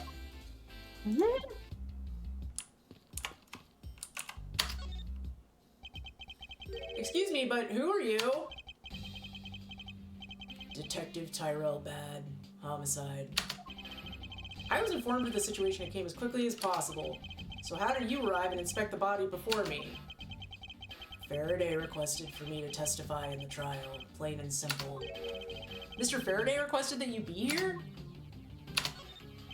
I've already contacted HQ about the situation. I've got nothing to say to you, kid. Kid? I'm Mr. Faraday's substitute in today's trial. Therefore, I insist that you update me on the situation. I can't back down here. I have a right to know. Do I need to teach you a thing or two about how to talk to adults, kid? Is he threatening me? He's got a gun! Is he waiting for a gun? It's just a mirror. How dare he trick me like that? Faraday was stabbed to death with some kind of blade, and he had a gun in his hand. The other man, a Mr. Macrell, was shot and killed. He was found holding a bloody knife in his hand. Was there anyone else who went into defendant lobby number 2? Yeah, that big lug over there. His name's Gumshoe. He was in charge of guarding the place. He's claiming that no one else entered the room. If that's the case, then they must have killed each other, correct? Maybe. Such impudence. This guy is really testing my patience. Why was I not informed that you were going to testify in court? Homicides aren't my only gig. The Yatagarasi case is also one of my assignments. So you were called upon to comment on the Yatagarasi's characteristics in order to assess if Mr. Faraday really was the Yatagarasi or not? Well, looks like you just might have a brain after all in that head of yours, son. Son? I'm not your son, Pops! Miss Yu! There's someone here who wishes to see you! Who is it? A Cadopian Embassy staff member by the name of Manny Cochin. What? What's going on? Detective Bad and Ms. Yu's moods just changed all of a sudden. It's like the most obnoxious man on the planet is about to walk in the door. Wait a second, wasn't Manny Cochin... I'll be right there.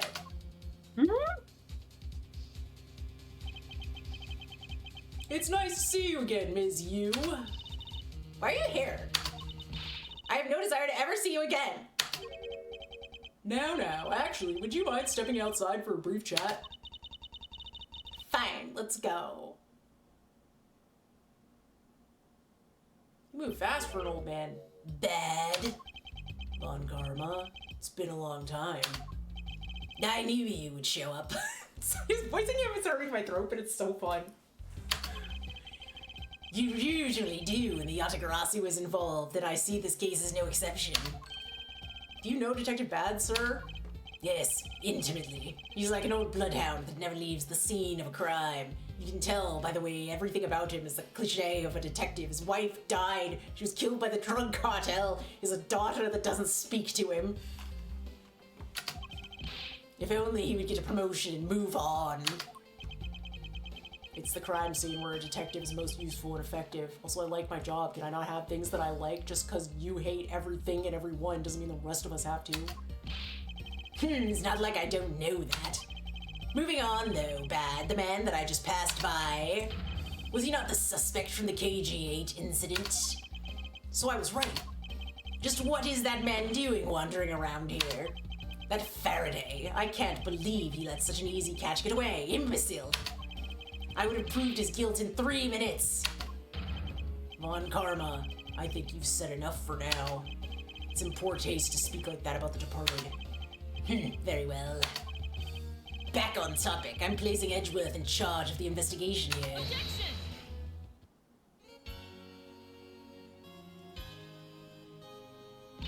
Papa, how can you place him in charge? Francisca, what are you doing here? And how do you already have a whip? I'm here for summer vacation. What else? I don't know if that's the right voice for her. It's just what came out. Franziska von Karma, so she is here on vacation from Germany. She's the daughter of Manfred von Karma and a student of his who's also junior to me. Yep, she didn't look older than you. You're the one who's junior to me, and don't you forget it. You're not conveniently avoiding the bar examination, are you? That's not how that works at all. Ha! If you were able to pass, then I'll have absolutely no trouble at all. Lexi, why aren't you giving Franziska a German accent? I can't do that. I'll never allow myself to lose to you. Never! Why does she always have to be this competitive? It's giving, like, adult greyhound and angry chihuahua. Yeah. Anyway, Papa, are you really assigning Miles Edgeworth to cover the case? I guess I'd make her kind of British because her dad is. Yes, I am. Why do you ask? Can you imagine your dad? Like, Papa, can I buy some candy for the movie theater? I suppose. Write your proposal for why you would like to go see this movie. Have it on my desk by 3. Well, you know, I'm close to becoming a prosecutor myself. You're 10? No, you're 12. And I'm 100% confident that I can do a better job than him. That's just like Franziska. She has no problem bad-mouthing someone right in front of them, or being 12 pre-bar exam and going, I can do better than him. Let me at him, Daddy. Bad. Bad. Yeah. These two will be conducting the investigation. Why are you letting her? No! Take care of your daughter. What? You want me to let both of these kids loose on the crime scene? This is a perfect opportunity for them to work on their prosecutorial skills. Also, a great way to get evidence messed up and thrown out in court. Like, can you imagine the judge being like, who investigated this case? Oh, my 20-something-year-old, whatever the reverse of a mentor, protege, and my 12-year-old daughter.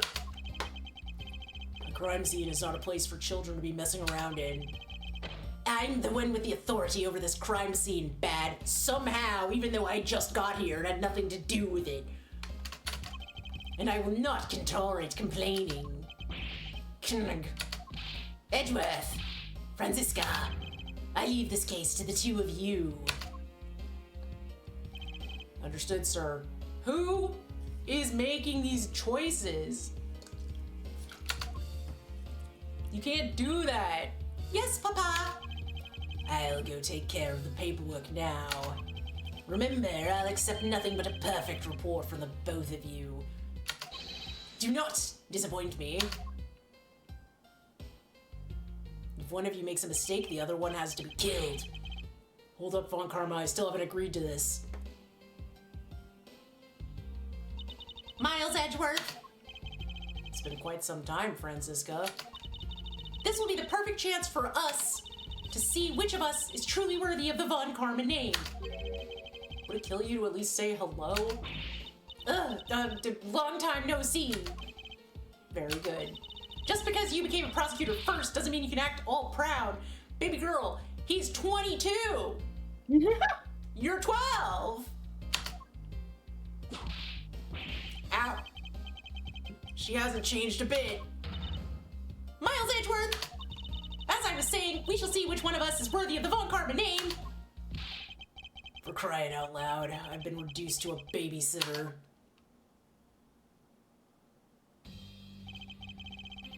It looks like Mr. Von Karma was successful in convincing the detective. That's just like him. He never fails. Now I'd appreciate it if you could quickly run me through the facts, Detective Bad. You're better off checking things out on your own. Very well. Seems like getting help from Detective Bad will be a most arduous task. Good thing we have another detective here. District Court, Defendant Lobby number 2. Oh. I think I read this, Yowie. Is the only real explanation that they killed each other simultaneously? No! Miles Edgeworth, you should listen to someone until they are finished talking! What are you talking about? I'll only say it one more time! This is a competition to see who is truly worthy of the Von Karma name! It's you. You're his daughter. I'm just a guy. A competition? The person that figures out the truth first wins. So the person who doesn't discover the truth is a dishonor to the name? Exactly! I don't care that you became a prosecutor before me. I don't care at all. Why would I care? Someone who cared wouldn't bring it up every 3 sentences. That's crazy. I simply refuse to hear any more foolish things come from your foolishly foolish mouth. Fine. Whatever makes you happy. Can I take that as you accepting my challenge? Once again, whatever makes you happy. If you say I dishonored the family name, do you think your dad's gonna believe you or care? He's sending you to school in Germany. Ha! Well then, let's begin the investigation, shall we? I'm going to find the perfect evidence and prettily present it like the professional I am. Competing to discover the truth behind a crime. How delightfully childish. You kids over here, hold it. Kid? Ha! Serves you right, Miles. He just called you a kid. I said kids, kid. How dare you call me a kid as well? I'll do what I please, and I won't allow you to cause a ruckus on my crime scene. Hey, big guy, you're going to watch over these two. Yes, sir! Detective Bad, sir! Now, do what I say from now on, kids, okay? You better not get in our way, Scrappy! You'll feel the bite of my whip if you do! Eek! Then you prosecutor boy! Let's get your investigation started already, alright? Great, now even that detective is treating me like a child. Alright, it's time to get investigating. Get a move on, prosecutor boy! My name is Miles Edgeworth, and if you were to call me prosecutor boy one more time, it will be my duty as a prosecutor to look into your monthly salary. What? And what would you do with my salary after you saw how much it was? That's up to you now, isn't it? Really? Sounds good, pal. He's so naive. That's also not how that works. Detective Bad, may I have a word with you? What is it? It appears that both a knife and a gun were used as murder weapons. Yeah, it does. That leads us to our first question of the investigation. Where did the men acquire the weapons? The gun was inside of Faraday's bag. It was a piece of evidence that was presented in the trial earlier today. It was used to kill the Canopian Embassy staff member. But I never heard anything about the knife. Mr. Rell was being held by the police. There's no way he could have brought it in. Which means it's possible that Faraday had the knife on him from the start as well. Could it have been a piece of evidence that had yet to be presented? But then why doesn't Detective Bad know about it? Yeah, that would be in a file. Somewhere. Wait! What if it's possible that Mr. Faraday brought the knife in under the guise of prosecutorial evidence? He could have then brought it out and attacked Mr. Rell with it. Huh. Maybe you've got a brain in there after all, kid. Yeah. Is he gonna treat me like a child forever? Looks like Mr. Faraday attacked Mr. Rell first, who then counterattacked. That's the only logical conclusion you can draw from a scene like this. Not yet. I feel that it's much too early to be drawing conclusions already. I must first find conclusive evidence so as to protect the honor of the Von Karma name! Save. Feels like it's been 10 years. My god. Whew, okay. You know what? First things first. We gotta check the profiles. Manfred von Karma, 60. Never known defeat in 35 years. Bern Faraday, 40. Stabbed to death. Dade Man, 53. Dead. Macrel, 32. Dead. Yatagarasu, mystery. Child, mystery. Judge, mystery. Dick, 26. Callisto, 22. Tyrell, 53. 24? 13. Okay. How old am I? The 7-year difference. I'm 21. Okay. Is that 7, 8, 9, 20? I'm 20 right now, which is worse than 21. I can't even drink, and I'm in court? This decorative plant's foliage is quite nice. It's actually soothing to be around it. Perhaps I should purchase one for my room. Nice couch. I should get one of these for my office in the future. Why are there plastic bags scattered all around? Those bags are for keeping evidence safe, pal. I know that much, detective. You sure are good at this stuff, aren't you, pal?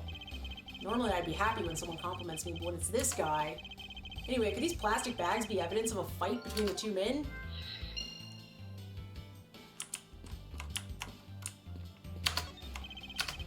It looks like the sofa is ready to be disposed of. It's so soft, I could sleep for all 25 hours of the day on this thing. If only I could dispose of him. There are some plastic bags stacked up on the table. There's a tea set too, but there doesn't seem to be any sign of a disturbance.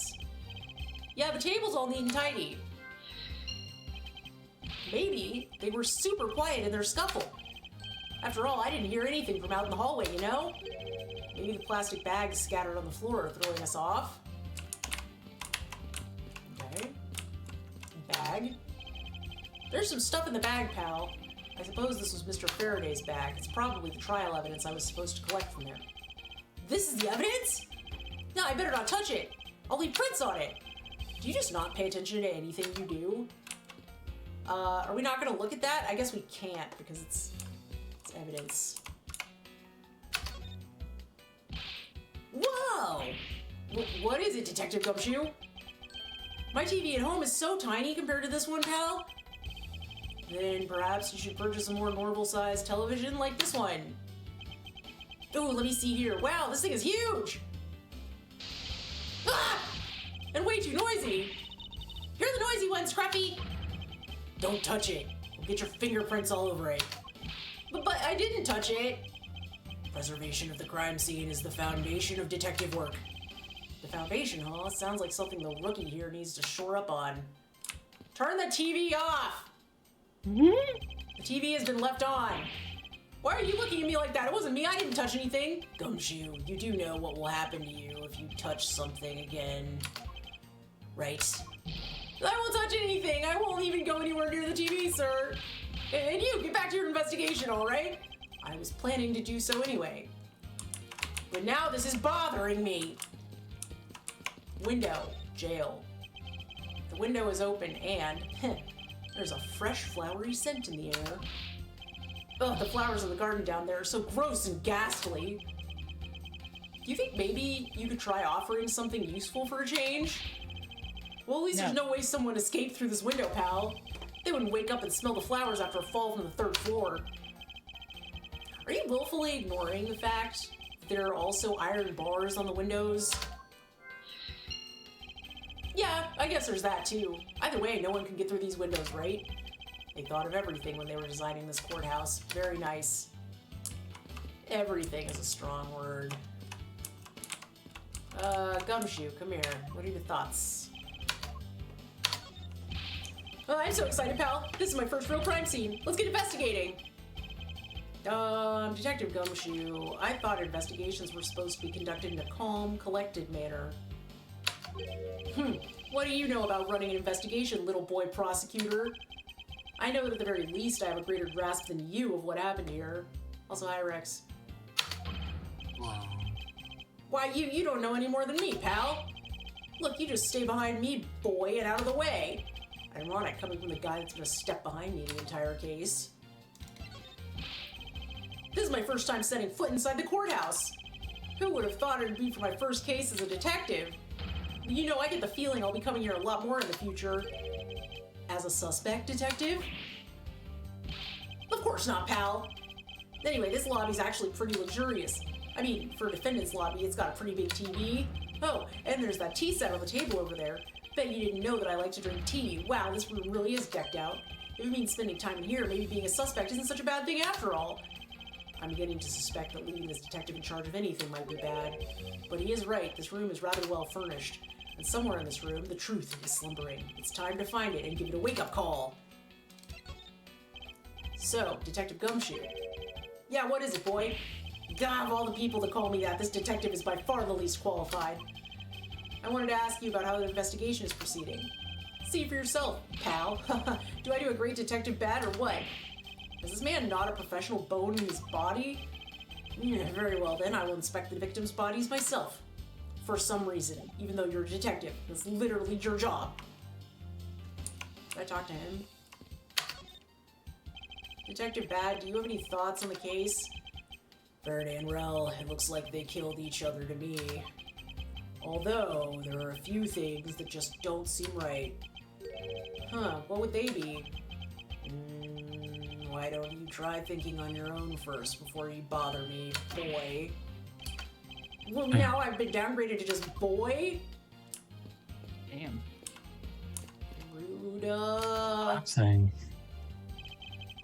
It looks like Mr. Faraday fell on top of Mr. Rel. At first glance, it seems like they must have killed each other. However, using logic, the only logical conclusion is, aha! Well, what was that outburst for? My detective's instinct just hit me real hard. It was Mr. Rel that fell first, see? You don't need a detective's instinct for that, it's common sense. But I suppose we won't know much more than that until after I examine the bodies. I won't rest until I've inspected every suspicious-looking nook and cranny. Starting with the upper left, we go down. A hand with a gun. Looks like Mr. Faraday died while holding the gun in his right hand, so he shot Mr. Rel and then fell on top of him while still gripping onto the gun? I guess that does seem kind of strange, huh? I mean, why would Mr. Faraday know how to fire a gun? It's not exactly rocket science, even I know how to pull a trigger. Although I doubt I'll ever need to use one. I hope I never have to fire a gun either, pal, but it sure does look cool to hold a gun in your hands. It appears that the police's screening procedures need a thorough review. Anyway, I should jot down some notes about the handgun in Mr. Faraday's hand. Blue-blooted notes. Why are there plastic bags scattered all around? Those bags are for keeping evidence safe, pal. I know that much, detective. You sure are good at this stuff, aren't you, pal? Normally I'd be happy when someone compliments me, but when it's this guy... Anyway, these plastic bags be evidence of a fight between the two men? Oh, we talked about these already. They're just... Okay. His hand is all black down here, see? I wonder what it could be. If you look closely, this blotching pattern resembles an ink stain. Yeah, bro's a lawyer. He's got writing to do. An ink stain? Yes, I usually get ink on my own hand when I use my feather pen. A feather pen? I've never seen one before. Sure you weren't just making it up, pal? Why would you do that to yourself, Edgeworth? Bro out here raking law school documents with a feather pen. Mr. Faraday, how ironic it is for him to lose his life in a courthouse. Yeah, why did it have to be like this? I don't know what to say. I can't believe this happened while I was on watch, pal. Rather than beating yourself up, you should spend your time continuing the investigation. Didn't you become a detective in order to solve crimes? Yeah. Then get back to work. Find out the cause of his murder. Great! I'm on it, pal! Anything to say about his butt? No? Alright. You! First, he killed a Canopian embassy staff member, then he was murdered himself. This guy wasn't exactly an angel, you know. Oh, what makes you say that? Well, he's been hauled into the precinct several times for theft and assault, pal. So yeah, he's definitely the type to have committed a murder or two. Well, he did admit to killing Mr. Dade Man. Hey, good point, pal. I knew my detective's intuition was telling me something. Detective's intuition? Yup, do you know about it? It's a special feeling that all detectives... We don't have time for this conversation right now. Let's return to the investigation.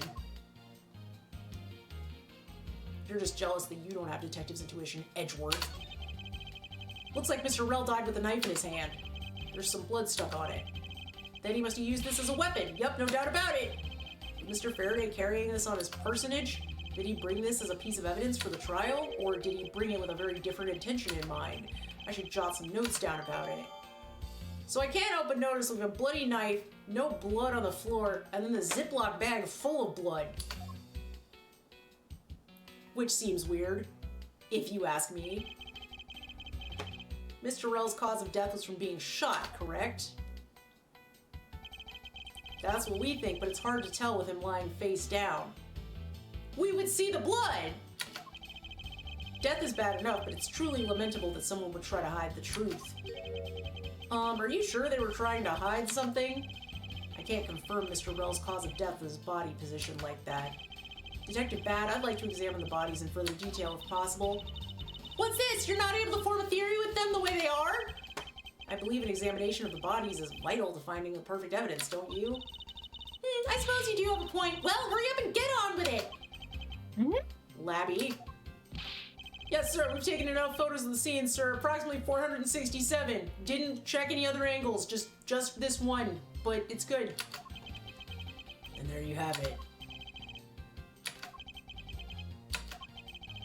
Do you not approve? Of course not. What? Investigation of a crime scene is the work of a detective, so don't touch a thing. Hey, big fella, turn over the bodies for me, will you? Okay. Please forgive me, Mr. Faraday, sir. Don't you? Do not get emotionally involved. Remember, you're a detective. Yes, sir. Understood, sir.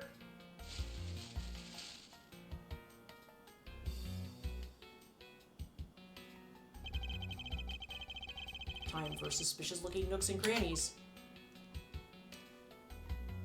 Whee! Alright. Face. Knife. It looks like Mr. Faraday was stabbed with this knife that Mr. Rell is holding. Youch! What's wrong, detective? My stomach started to hurt from just thinking about being stabbed. Just keep your mind on the case, alright? There's something in his breast pocket. It's a fountain pen.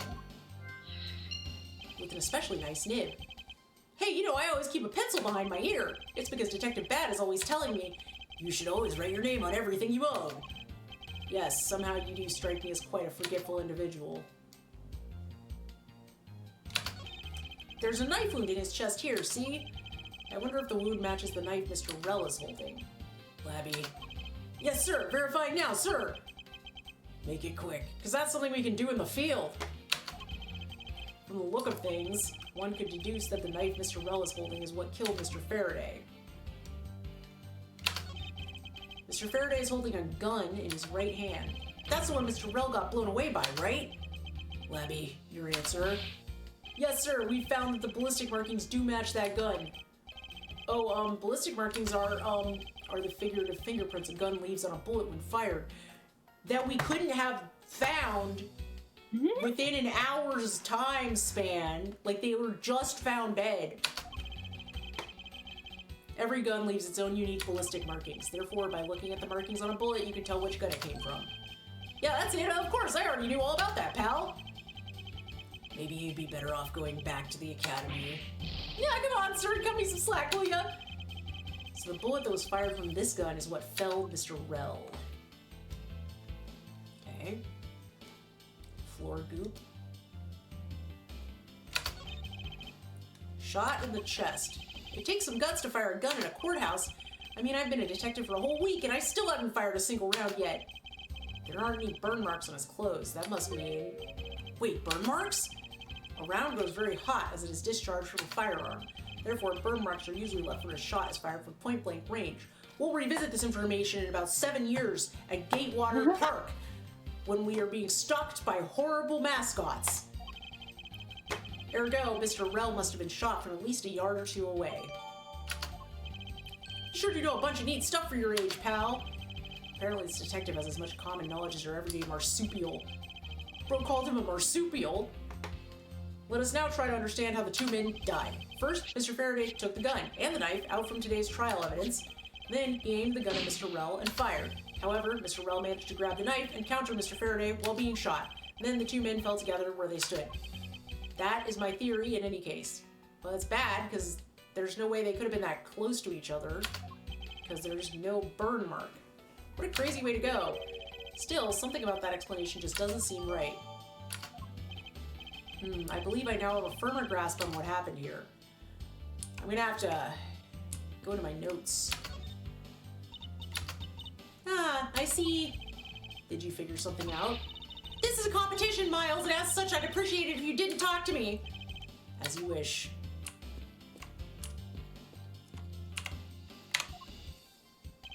Yeah, pal? Okay. It is time for Q.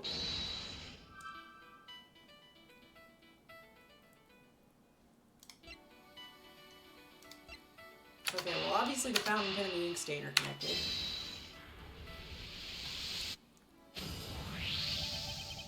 That splotch on Mr. Faraday's hand, I wonder if it might be the ink from his fountain pen. Ooh, let's ask the lab guy. Detective Gumshoe! I confirm this is substance on Mr. Faraday's hand is the ink from his fountain pen. I see. Good work. You know, I've always wanted to say that, even if it was just one time in my life. Like my father never did to me. If Mr. Faraday wrote with his fountain pen in his left hand, I think it's fair to assume he was left-handed. It appears that Mr. Faraday's pen is very important to our case as well. Okay, you say so, pal. Can we talk to literally anybody who knows him and confirm that? I'm gonna try to connect these plastic bags. I don't know if that's right, but we'll try it. Yeah. There's a very tiny pile of plastic bags on the table, and yet a portion of them wound up scattered on the floor as well. It's not likely that the ones on the floor were knocked over during a struggle, in which case might there not be another explanation as to how they got there? Another reason? I believe it's possible that the blood on the outside of the bag is related somehow. Yeah, please get that blood away from me, pal! Detective Gumshoe, whose blood is on this bag? Hold on, let me ask the lab guy. Alright, please hurry. He can do a DNA analysis right here, right now, with just his camera. Wait till you get a load of this, pal. It's Mr. Faraday's. Oh, and the technician said they didn't find anything else on or in the bag either. It would appear that this bag is a very important piece of evidence. Okay, if you say so, I leave it in your hands, pal. I guess there's not much left to investigate, huh? They really did kill each other. No, we can't conclude that quite yet.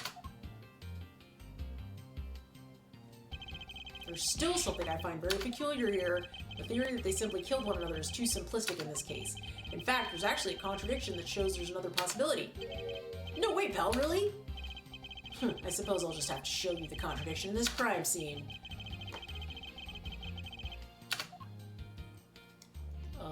I don't think it's gonna have me do this again, right? Yeah, it's just gonna have me deduce. Left-handed. Is this spot somehow connected to any of the evidence I hold?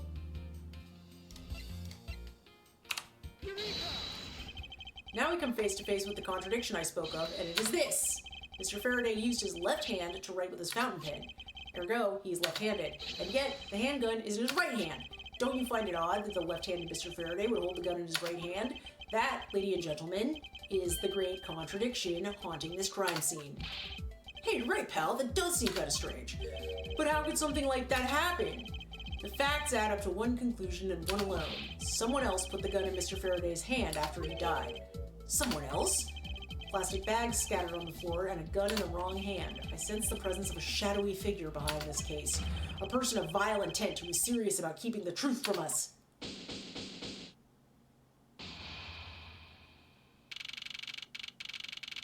Well, good thing that's solved. Here's the autopsy report. It is probable that Mr. Rell survived for a short time after he was shot. However, Mr. Faraday died instantaneously from his stabbing. Interesting. It looks like we now know everything we need to know about this case.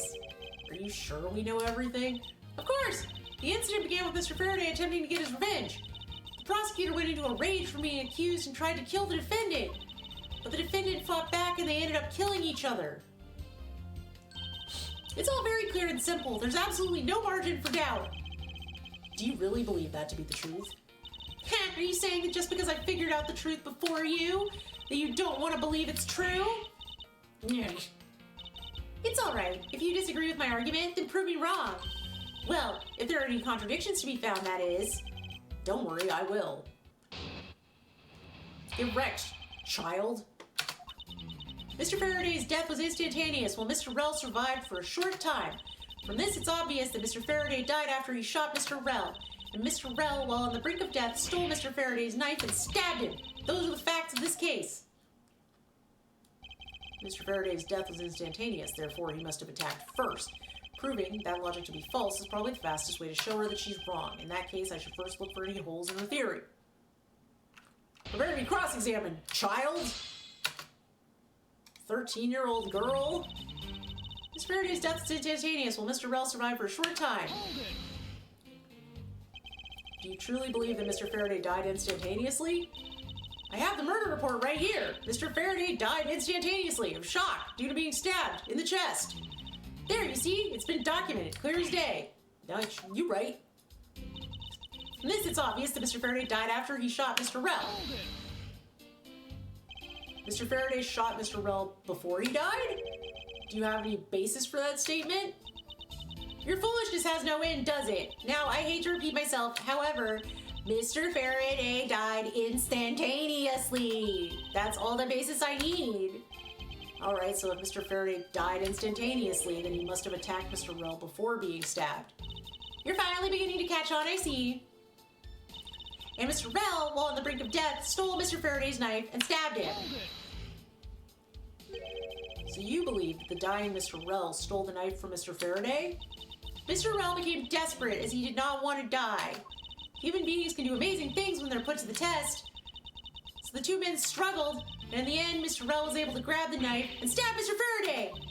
The messy condition of this room is a testament to their struggle. Yes, my logic is perfect. Perfectly sound.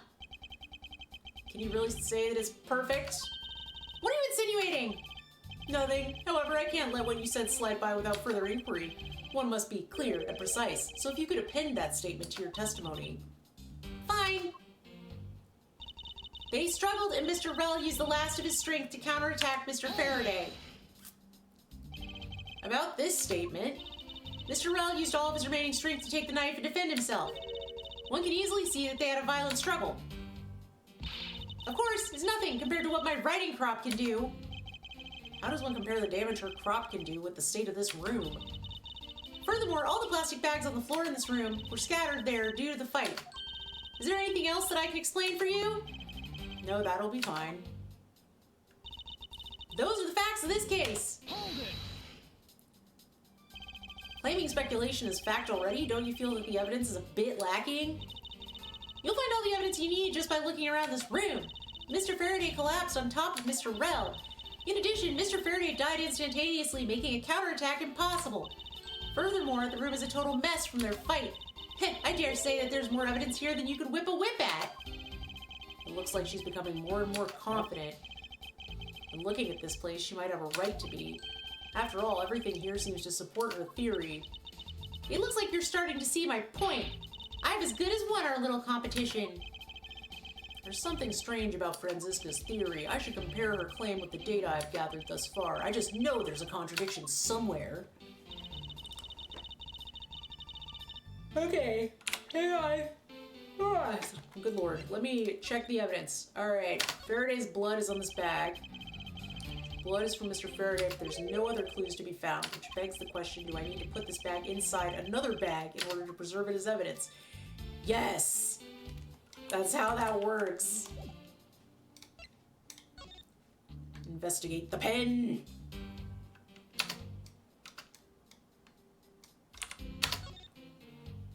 Ooh.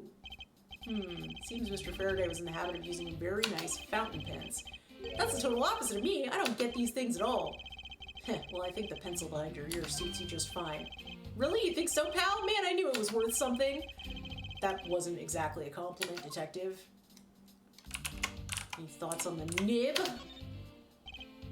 This looks like a quality nib. Hey, let me test it out, pal. Ooh, this is really, really... Ah, I got ink all over my hand. Detective Gumshoe, don't ever play with the evidence like that again. That's so real, though. I remember the first time I played with the fountain pen, and it just, like, got everywhere. They just explode on you. They should come with warnings. Maybe they do.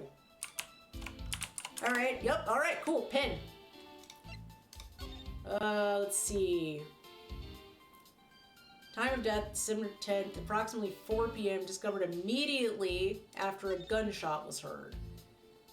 Faraday died of a knife stab to the chest. The knock from the stabbing caused instantaneous death. Rel died of a bullet wound to the chest. Wait. So that contradicts the evidence, because if they were found immediately after the gunshot, then he could not have shot him and then been stabbed. So I think that's it. Let's check, though. Obvious Mr. Faraday died after he shot Mr. Rel. Okay, so I think it's here, and it's gonna be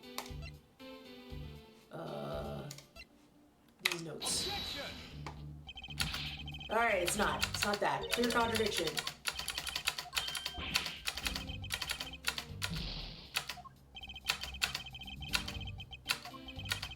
Was it... I want to try that again, though, because I don't... Maybe it was the wrong sentence. Instantaneous. Was it this one? Damn, I forgot what I used that on already. Found in Rel's hand.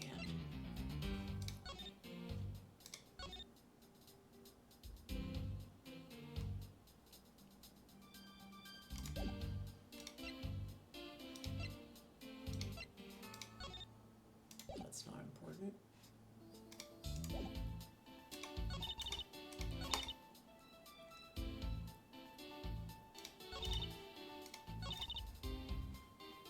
Struggled of Mr. Rel used the last of his strength to counterattack Mr. Faraday.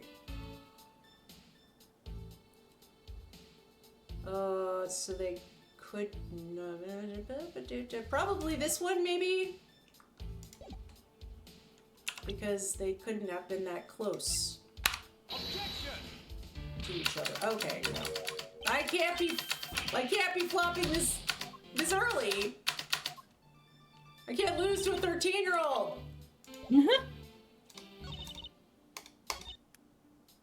Okay.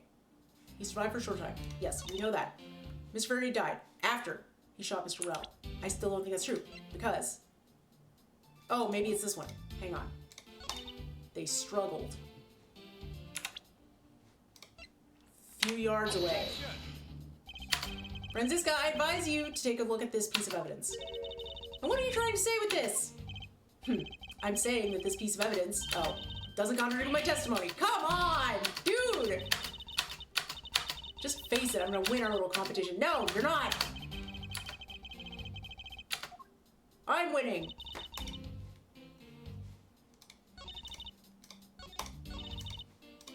I think it's probably to do with Mr. Faraday dying after he shot Mr. Rel. They're discovered immediately, because he heard the gunshot and then went in. So there was no time for him to get shot and then get the shot off and then be stabbed.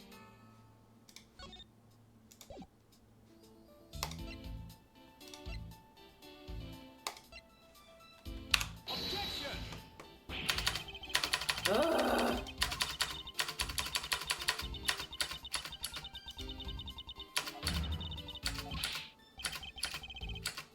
Could I have it all wrong?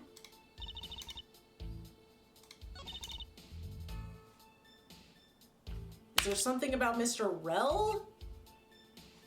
Faraday evidence has Faraday's blood on it.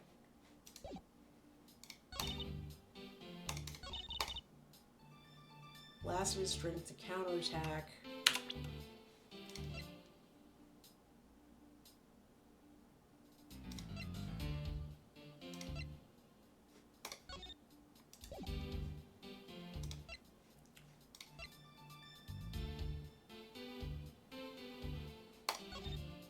That's just a Ziploc bag.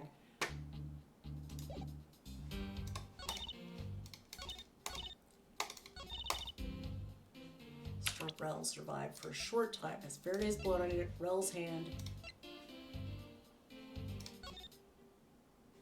Which one is... Okay, Rel's the one on the bottom. So that doesn't make sense because the guy who got stabbed was on top of him. So... Oh, Mr. Faraday died after he shot Mr. Rel. Mr. Rel used the last of his strength to counterattack Mr. Faraday.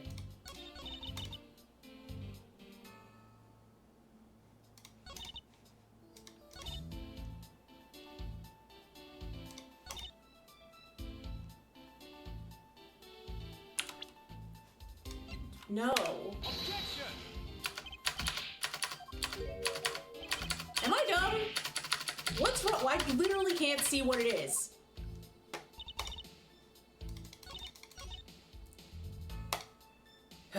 Mr. Faraday's death was instantaneous. Mr. Rel survived for a short time. Mr. Faraday died after he shot Mr. Rel. That doesn't... Hold on. If he died immediately, and Mr. Rel survived... No, I'm gonna use that... It's... Look at the picture! He's underneath of him! Am I... It doesn't make sense! You're wrong! Obvious that Mr. Faraday died after he shot Mr. Rel. Maybe you want me to use the point of him being left-handed to say that he didn't shoot him? Nope, that's not it. I mean, guys, I'm gonna get my ass beat by a 13-year-old. Struggled at Mr. Rel used the last of his strength to counterattack Mr. Faraday.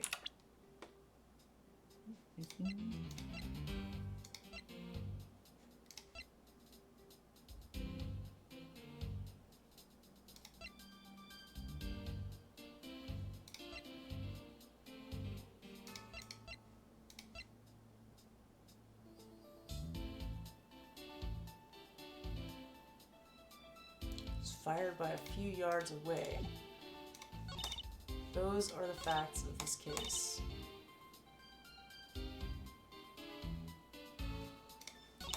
So they couldn't have struggled, but I think I already tried that.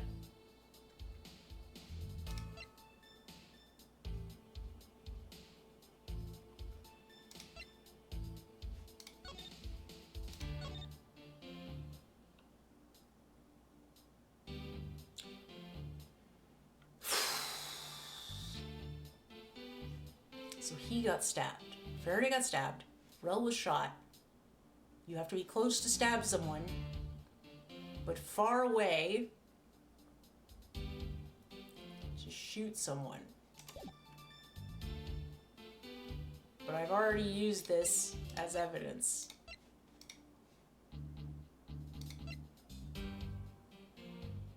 So they didn't struggle. Press her again. Mr. Rel, before he died, giving the basis for that statement. Instantaneous. Okay. Attack Mr. Rel before being stabbed. Yeah, but that's not.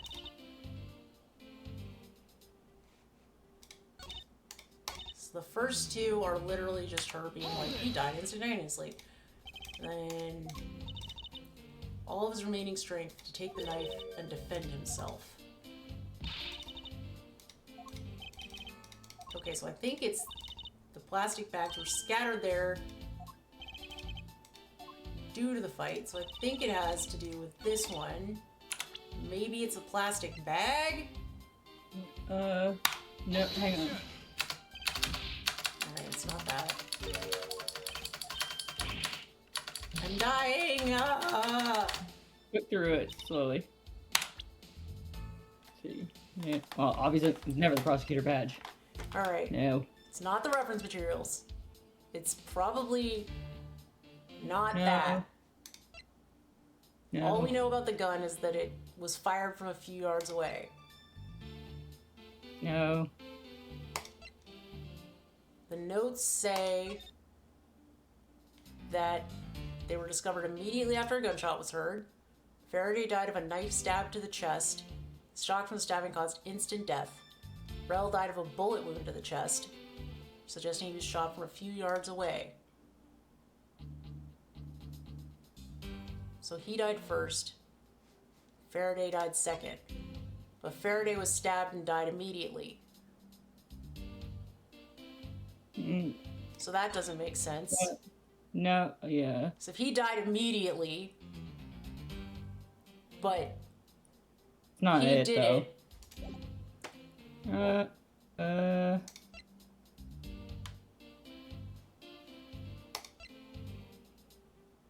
No.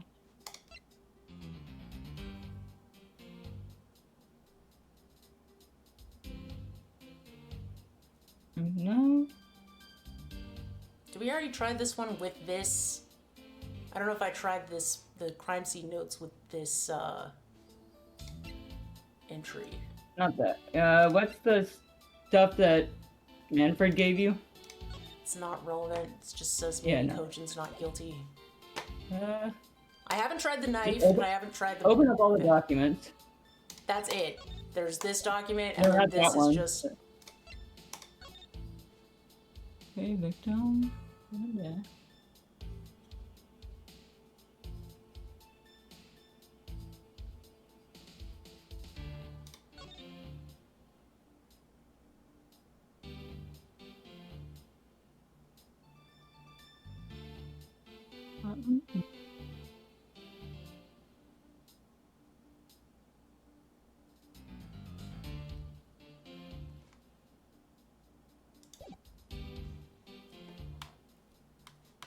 Wait, what is that again?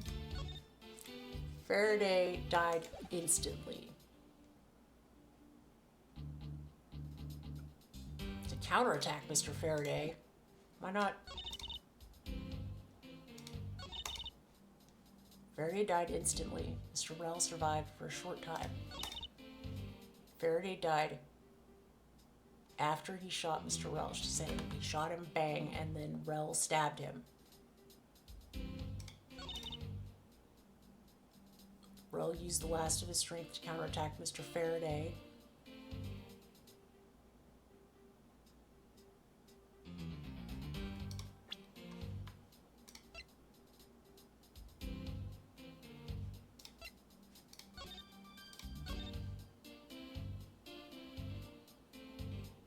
Possible to alive for a little while. I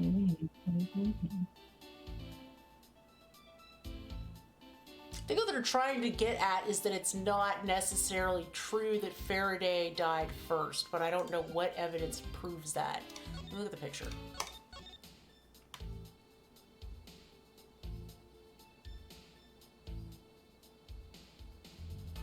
What about the blood?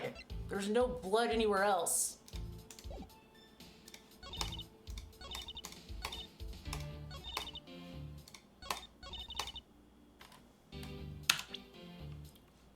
Okay, I made either the bag or the knife. The knife doesn't make sense because, yeah, you stab him, whatever. What about where'd the blood come from? Alright, it's not that. Did you use the notes?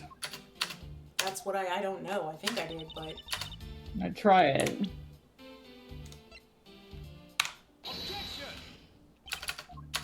okay, it's not that. It's gonna have to start again. It's fine. Okay. It would appear that I am the victor. Wait a second, Francisca. I don't need to hear any more from you. As I've always thought, only I am worthy of the Von Karma name. Was that really the best I could do? No, but I'm tired. And it's not clear.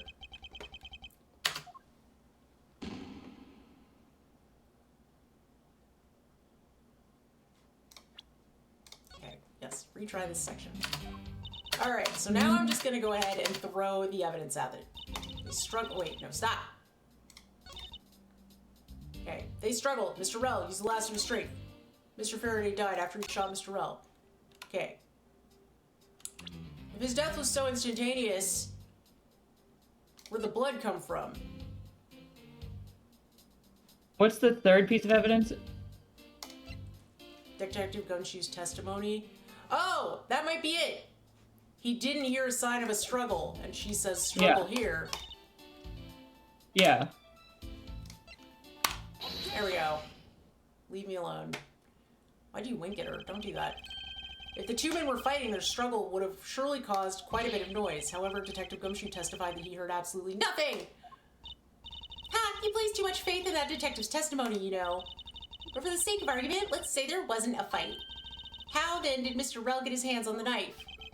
Mr. Faraday's bag was sitting right here in lobby number 2.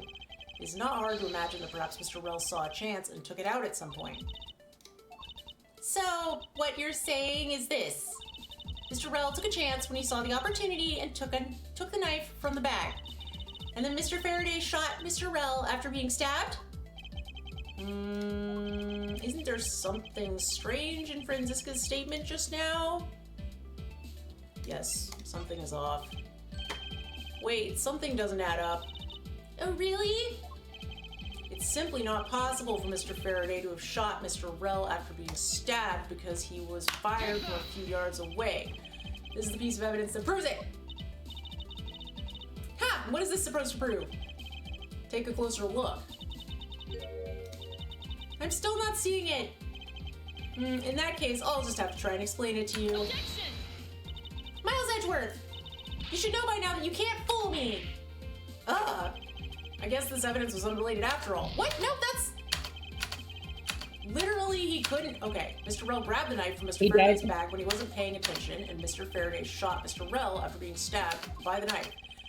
It just doesn't add up, and I have the evidence that proves it doesn't. So I just need a different piece of evidence.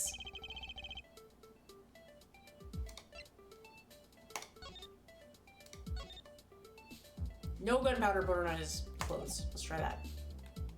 Yeah. It says it in the gun too, though, so that's kind of misleading.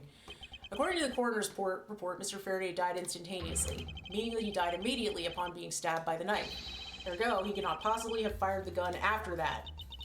Oh, you got me. But of course. Well then, if the report is correct, then there is only one correct explanation. If we suppose that Mr. Rell attacked first, then Mr. Faraday, who died instantaneously, would have been unable to kill Mr. Rell.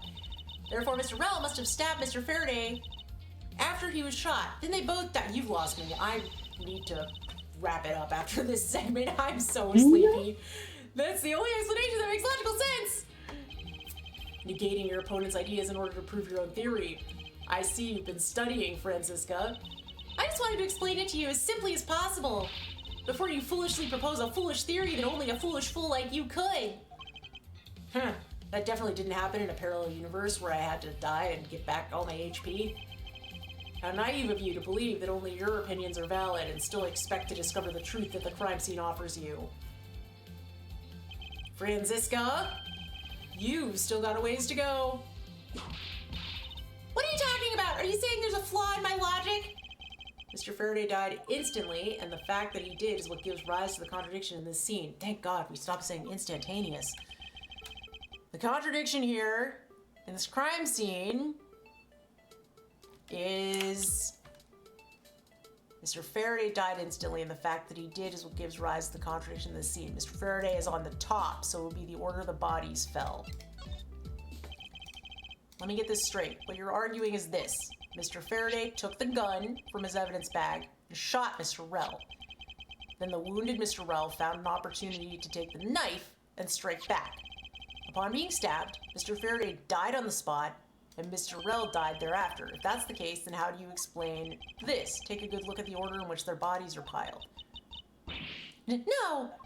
Mr. Faraday's body is lying on top of Mr. Rell's. Therefore, Mr. Rell must have died before Mr. Faraday. Impossible! Yes, I agree that it seems strange no matter what angle you approach it from. Which means the real mystery behind this crime scene that we must solve is... No! Not so fast, Miles Edgeworth! What now? And also, why don't you have any sleeves? I simply think that you ought to think a bit more outside the box. And that it's even clearer now that the incident started with Mr. Faraday's murderous intent. She sure bounced back quickly. An explanation won't be enough this time. It's gonna take some very decisive evidence to prove her wrong. God, don't make me do this again. Please, free me. It was just chance that Mr. Faraday's body fell on top of Mr. Rel's.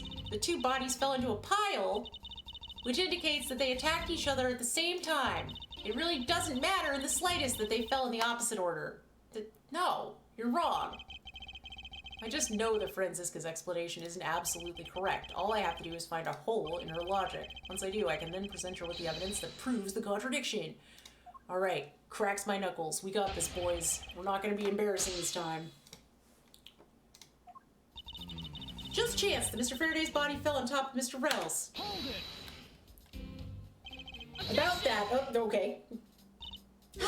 Pressing someone's testimony in order to gain some time to think? You're a real one-trick pony, aren't you? It's too bad your trick only works on fools. That wasn't my intent. I simply wish for more details as to how Mr. Faraday ended up on top of Mr. Rel. Someone's impatient. I was just about to explain everything to you. So do you think you could hold on for a minute? Whack!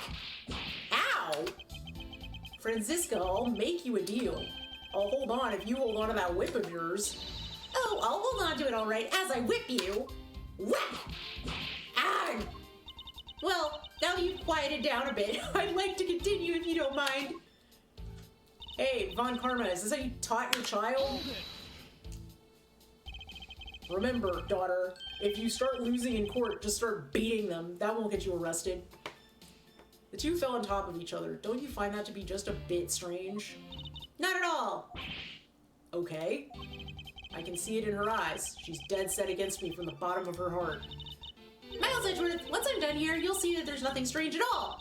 Now then, the two men fell into a pile, which indicates that they attacked each other at the same time.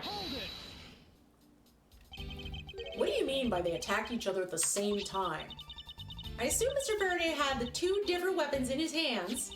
He made to attack Mr. Rel while holding both the knife and revolver, and then, after Mr. Faraday fired the gun, Mr. Rel grabbed the knife as he was falling and stabbed Mr. Faraday. That's how Mr. Rel wound up on the bottom, with Mr. Faraday on top. At close range, that's more than possible. Yes, it's possible, but, well, if you have any other ideas, then show me what you got! Oh, I will. And to that extent, I'd like for you to append what you just said to your testimony. I don't see any point to that, but as you please. That fact indicates that they attacked each other at the same time from close range. Close range, you say? We just talked about this. We have evidence about this. You're saying they attacked each other at the same time from close range. Exactly! Mr. Faraday pointed the gun at Mr. Rel's chest and pulled the trigger. Mr. Rel then took the knife from Mr. Faraday and stabbed him before he fell unconscious. The dead Mr. Faraday instantly fell on top of Mr. Rel from stabbing, pinning Mr. Rel under him where he died shortly thereafter. And that's how they ended up on top of each other with no contradictions to be seen. It really doesn't matter in the slightest. They fell in the opposite order. Do you really believe they fell in the exact opposite order in which they attacked? Miles Edgeworth! You're not listening to a word that I'm saying! Whack! Arrgh! They both attacked each other at the same time, and Mr. Rel fell first by chance, leaving Mr. Faraday to just happen to fall on top of him. Then, Mr. Rel died shortly thereafter, pinned underneath Mr. Faraday. That's how it happened. So the two men attacked each other with Mr. Rel randomly falling down first. The fact that the order they attacked each other in varies from the order they fell in doesn't cause a problem for me. However, there's definitely one certain aspect that I'm having trouble swallowing, which is this part. Was it the notes? The bullet that killed Rel was fired from a few yards away, so this time it's the gun.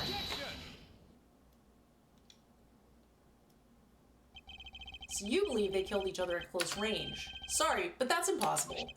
Just as it is written in the crime scene notes, the firing of the handgun did not leave a gunpowder burn on Mr. Rel's clothes. Therefore, Mr. Rel and the gun must have been separated by a distance of at least 2 or 3 yards. Ah! Yes, this is by far the biggest contradiction. The two bodies are piled up on each other, yet the gun was fired from a distance, and with there being no chance that Mr. Rell moved that far after being shot, that leaves only one possible explanation. What a completely foolish line of foolish thought from a thoroughly foolish fool! If I'm not right, then who was it that made the first move with the intent to kill, huh? Who? The person that attacked first with murderous intent? That would be neither bitch. There's a third person in this room. Here in this room, contradictions appear no matter which man we claim attacked first. Thus, there can only be one explanation. There was a third person here. Ah! I don't like that animation photo.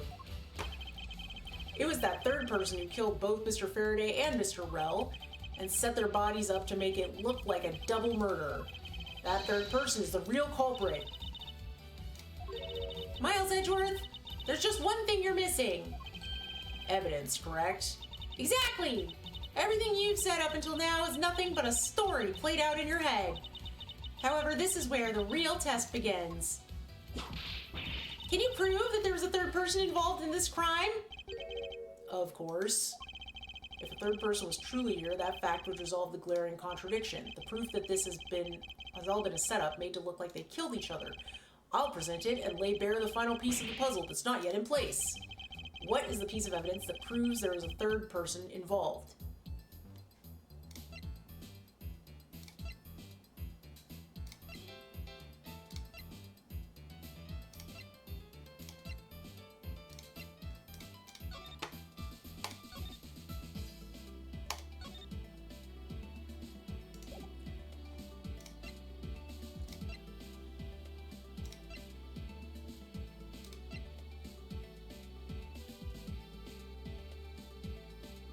It's either the testimony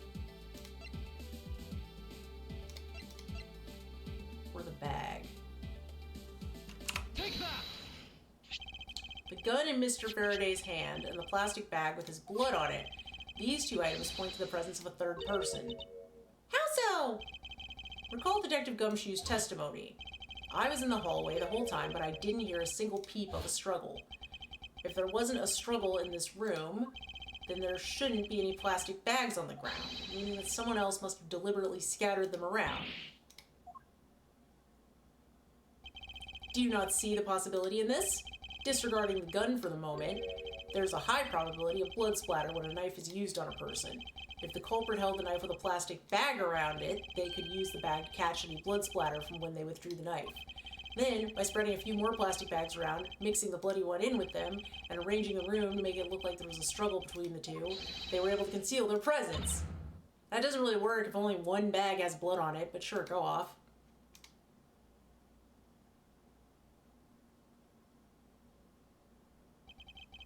Looks like we've still got a long way to go in this investigation. Yes. Objection! Wow, my God! Who are you?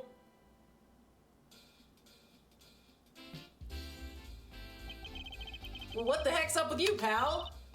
Mr. Bad, I advise you to place Detective Gumshoe under arrest. What? What's the meaning of this? Ha! Looks like you're not man enough to discipline your own subordinates. Don't you dare. That detective claims he was there, standing in front of the door the entire time. But I have it on good authority that it was all a giant lie. Ms. Yu, I ask that you please explain that last statement. I'll let his honor explain it himself. I saw... What was his voice? Oh, man. I saw... Oh, my God, my voice. I saw it with my own eyes, I tell you. During the recess, there was a period of time when there was no one in the hallway. What? See, Mr. Bad? So I ask you, why would a detective who was supposedly doing his job the whole time want to fabricate such a lie? Gumshoe, did you kill Faraday? No! Of course not, sir! It would appear that the one who set this whole crime scene up is that detective, which basically renders his testimony a complete lie and wholly invalid. It looks like your perfect logic has just come tumbling down, Miles. I was in the hallway the whole time, but I didn't hear a single peep of struggle. Was that statement really a lie? Detective Gumshoe, you're now a suspect in the murder of 2 men. Are you telling me that in a courthouse we don't have a single camera?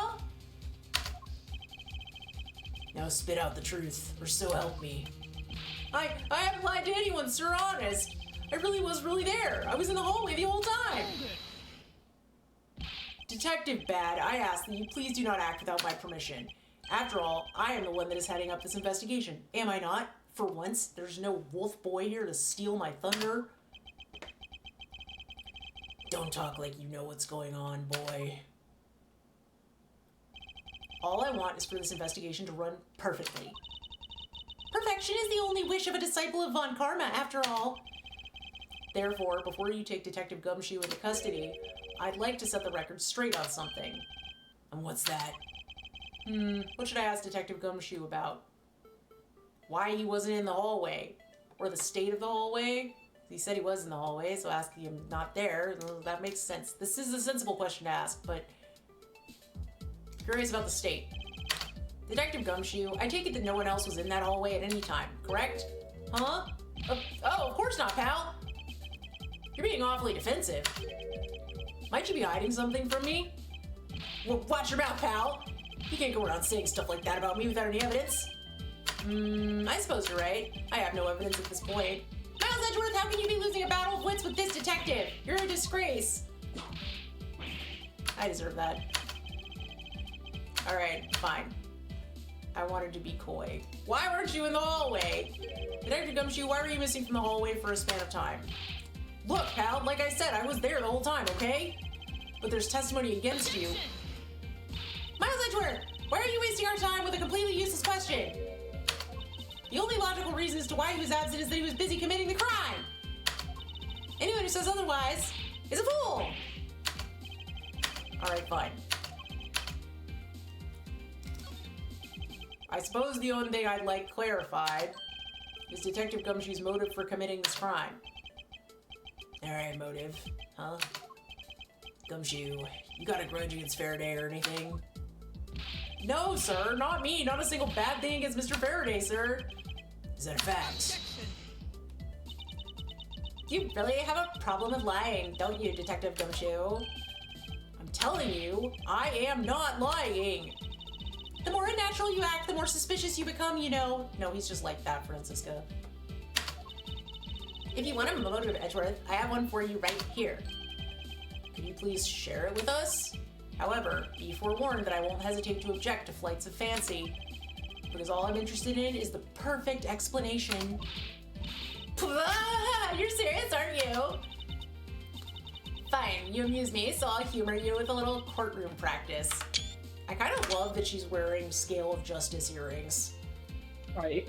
This ma'am showed up to court and was like, this is what I'm gonna wear. This is my Seto Kaiba jacket. It was about a week ago. I saw the detective get chewed out by a livid Faraday in front of the precinct. He stood there super pale as Mr. Faraday yelled, "That's a salary cut for you, you nitwit." A brand new detective suddenly getting his salary cut? That's reason enough for a grudge. Well, how's that for the perfect explanation? You totally misunderstand me, pal. No matter how mad I get, I could never hold a grudge. Yeah, he doesn't have the brain cells for that. Quiet, we can't trust anything you say. Sir, there's nothing wrong with the motive she proposed, per se. But there are some gaps in her logic that need to be filled in. Ms. Yu's perfect explanation may not be so perfect at all. I'm gonna get your ass, lady. Let's go. It's about a week ago. A week ago? Then you and Detective Gumshoe were acquaintances? Oh, no way. I only met him in person today. Then how did you know about Detective Gumshoe? Oh, I've seen him around before. I saw the detective get chewed out by a livid Faraday in front of the precinct. Mr. Faraday was upset? Yeah, you know what else? Mr. Faraday isn't exactly known to get angry often. But there he was, totally beat red in the face. And the offending detective just stood there, pale as a ghost, like he was about to die. Just like the face he's making now, right? I'm completely innocent, I tell you. The poor man.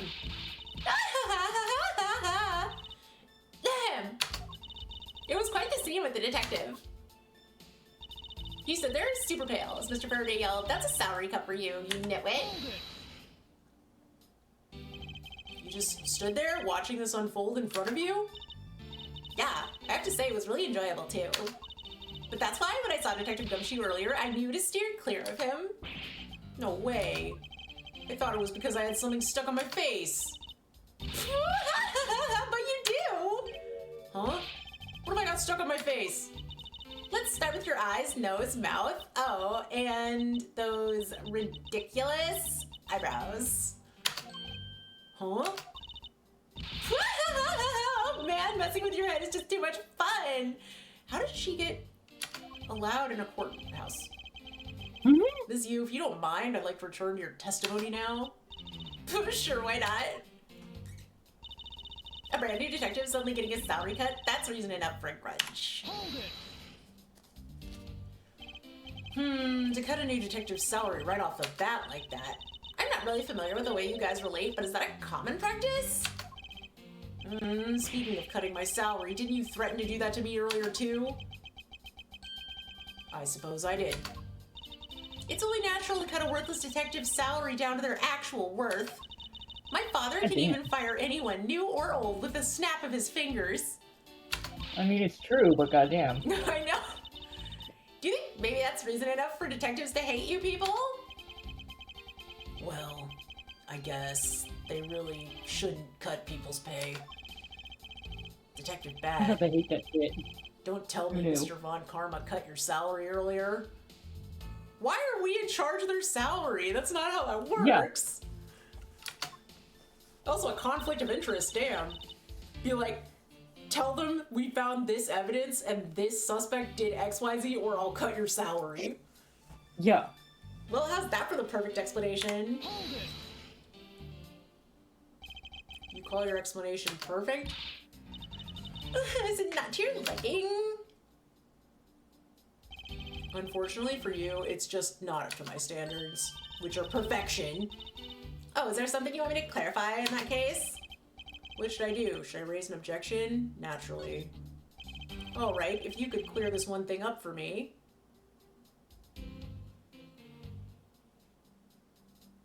Motive for killing Mr. Rell. I understand Detective Gumshoe's potential motive for killing Mr. Faraday. However, what about his motive for killing Mr. Rell? His motive for killing Rell? Like I would know. If there was no clear motive for both of the murders, then I doubt this incident would have occurred. Wouldn't you agree? Is there anyone else who might have had a grudge against either of the two men? Or should we look into that ourselves? Oh, in that case, I have absolutely no idea. What? But that's impossible. She must know something. Wait, can you please not glare at me like that? It makes me laugh. Guy didn't even do anything and you're already laughing away. Well, anyway, the way I see it, as long as he had a motive to kill one of the two, this crime would have played out the way it did anyway. Oh, would you care to explain your logic? And this time, please try to provide a truly perfect explanation. Perfect this, perfect that. Stop being so uptight, or is that a requisite trait for being a Von Karma? Miles Edgeworth, I demand that you shut this rude woman up. I wish you'd both be quiet for just 1 second. Oh well, I guess I'll just have to explain it to you kids. You get one more cross-examination, then I'm going to bed. There's no one out there with a motive to kill both Mr. Faraday and Mr. Rell. All you really have to establish is that someone had a grudge against one of the two men. Mr. Rell, who happened to be there, became a witness to Mr. Faraday's murder. Therefore, he was killed out of necessity and set up to look like they had killed each other. It's reasonable.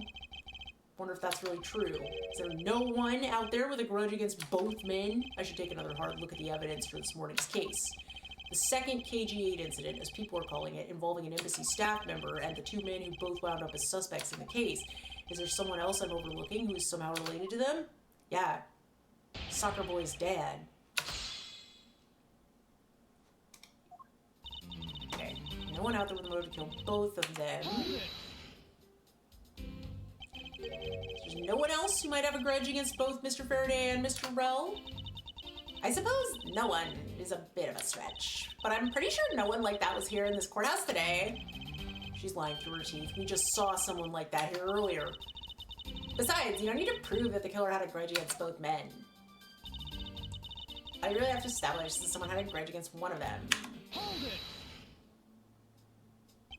Someone with a grudge against one of the men.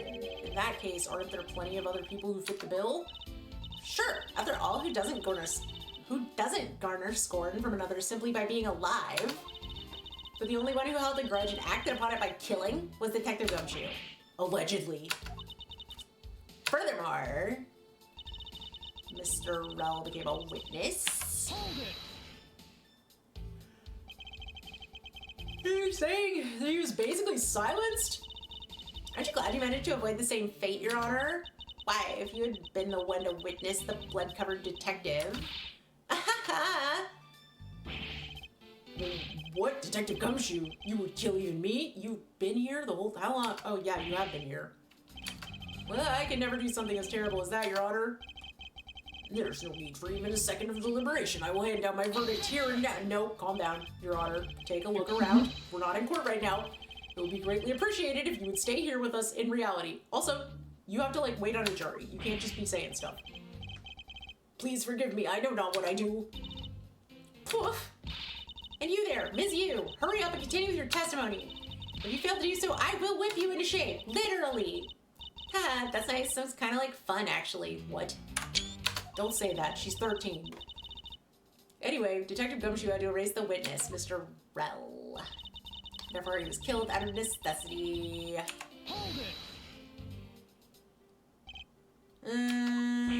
I didn't do it, pal.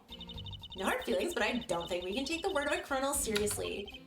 But I can't even begin to think up ways to set up a crime scene. I suppose you do lack the necessary tactical mind required to do such a thing. Why do you have to kick a man when he's down, pal? Ah, you shouldn't put yourself down, detective. You're a big boy. I bet you thought it up all by yourself, right? Yeah, that's right, and I worked real hard at it too. I think this proves one thing about the detective. He has the mental acuity of a worm. I have to admit her explanation makes sense. However, there is also something she overlooked in her testimony. I should present that piece of evidence and see if I can't make her see the truth. Got it. Roger. Say less. No one out there with motive to kill both Mr. Faraday and Mr. Rongo Bongo! Let me, wait, hang on. Him. It's him. Objection! Mizu, I believe there is someone you overlooked in making your statement. Or rather, is it because you'd rather not bring this person up? What do you mean? We are looking for someone with a reason to kill both Mr. Faraday and Mr. Rel. I can think of at least one person that fits the bill.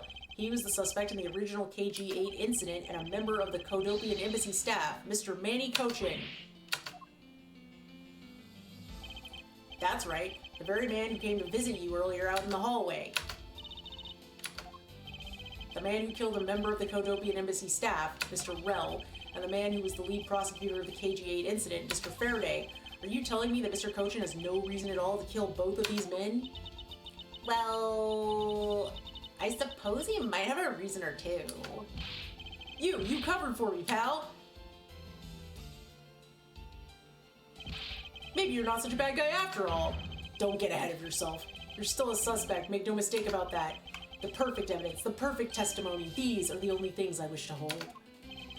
But I didn't do it! You will stay under my authority and go investigate Mr. Manny Cochin for me. And remember, I will not be very forgiving should any of this leak out. You want to investigate Cochin? You'd just be wasting your time. Not the noir sting. And why is that? Cochin was up in the viewing gallery watching the trial, or so I was told. Every cop in this place has been keeping an eye on the guy since he arrived. Then the only real suspect we have is still Detective Gumshoe. I suppose so. No way, come on, Detective Bad. You gotta believe me, sir. Again, if we had a single camera in this courthouse. I really was in that hallway the whole time, sir. I never took a single step into this room, sir. Okay, then are you saying there was someone else who passed through the hallway? No, there was no one else, sir. Then why should I believe you didn't do it? That is one incredibly foolish detective. Standing right in front of a crime scene all by himself? It's as good as a confession of guilt. Wait, so the judge said he wasn't there. But he says he was there, so why would the judge lie? I have to admit it's a bit strange. Most criminals will fabricate some sort of lie to escape their crimes. And if that detective really wanted to prove that he is innocent, you'd think he would at the very least offer up "I spaced out while on duty" or the like. Come on, Gumshoe, time for your interrogation. Can we check, maybe, behind the curtains to see if that other window has bars on it? Detective Bad.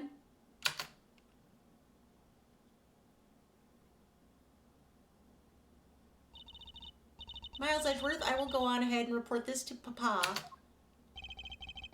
And that, as they say, is that. Right, everyone? Ho, ho, ho. Well, I suppose we should both be getting back to our real jobs now, huh? No, the trial would be super on hold. Before we do, Ms. Yu, there's something I'd like to speak with you about. What is it? Oh, TV's off. Television has been left on to preserve the crime scene, of course, and it will stay on until the police are finished with their investigation. Do they think nothing of saving electricity? How bothersome. Mr. Faraday's bag, the evidence for the trial of the embassy staff's murder is in here, and if things had gone smoothly, they would now be mine.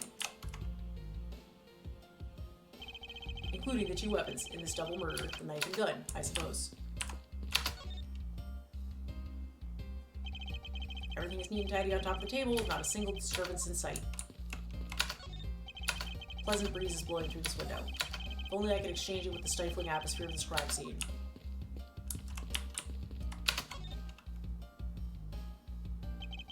They've set these two men up and make it look like they killed each other. If there's one thing I cannot forgive, it's the desecration of the dead.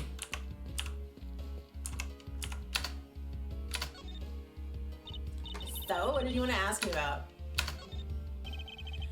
The current case of the murdered Canopian embassy staff member. I've heard that people have begun calling it the second KG-8 incident. Only among you law enforcement types. That's you. Literally, haha. And what about it?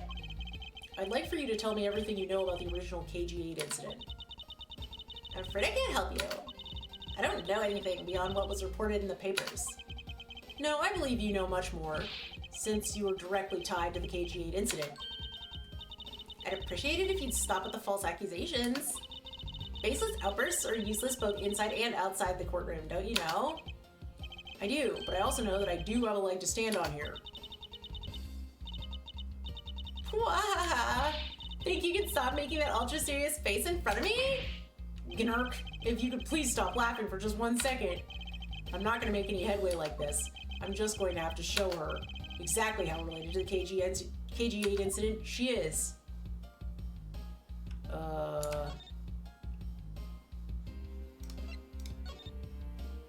Oh, Miss CCU. Your sister! Or your mom, maybe. I believe I have proof of your connection to the KG-8 incident. That file is your proof? Very well, then. Why don't you tell me exactly how I'm related to the KG-8 incident? Through the victim. Your connection to the KG-8 incident is through the victim. The victim's name is CCU. You will note that she has the same last name as you. Can you really still tell me with a straight face that you're not related to this case? Ah! Sorry, but we're not related. What? Just kidding! Oh my god, this woman's crazy. You asked that question with such a serious look on your face that I couldn't help but... Oh my god. Ms. Yu, I ask that you please tell me the truth. Alright, I'll tell you everything I know. As you guessed, the one who reported the smuggling activities of the Amano group was my sister, Cece. As I thought. And she was killed right before she was to testify at the impending trial by Manny Cochin. but because he was tried once and was acquitted, he gets to live out the rest of his pretty life completely carefree. All because of a lack of evidence. No, I heard that the evidence to convict him did exist. What? I heard it from Mr. Faraday himself after Mr. Cochin's trial was over. Apparently, a man in black made off with the most important piece of evidence. Then the evidence had been tampered with. Isn't it just like a criminal to do something like that? Oh my god, the smuggling ring being run out of the Amano group by one of its secretaries. They bailed Mr. Cochin out. Turns out, they were in league with each other all along. How big was that smuggling ring? Was it a large operation? I don't really know.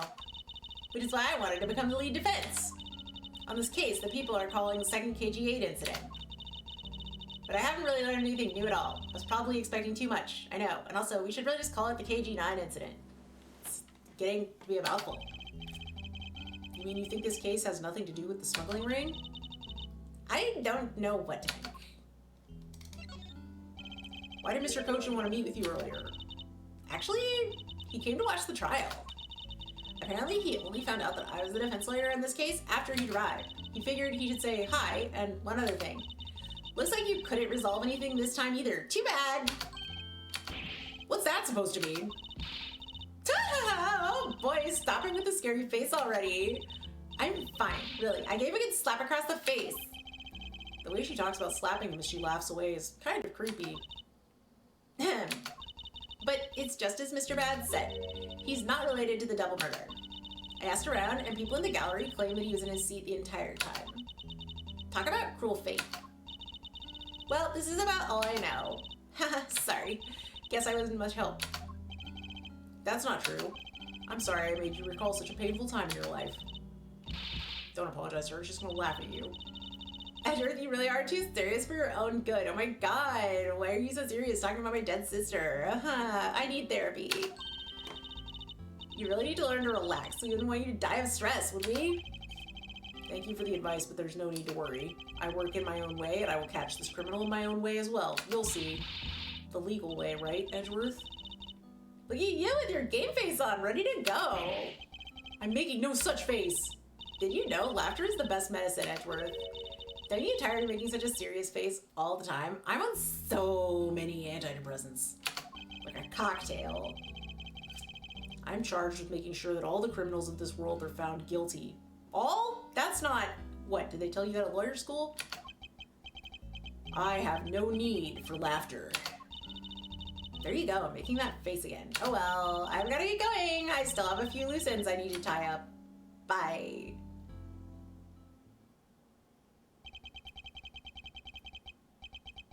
The KG-8 incident and this murder investigation, it is my belief that these two cases are related to each other somehow. Plus, that Detective Gumshoe, it's obvious he's lying, even though the lie is hurting his chances. Clearly, this case is far from over, but whether or not that detective is the murderer can only be determined once I've completed my perfect investigation. Mr. Von Karma, I swear to uphold your honorable name, or my name isn't Miles Edgeworth. Miles didn't have anyone in his life to tell him that people who talk like Mr. Von Karma are deeply untrustworthy. Yay! Where's my... Let me save.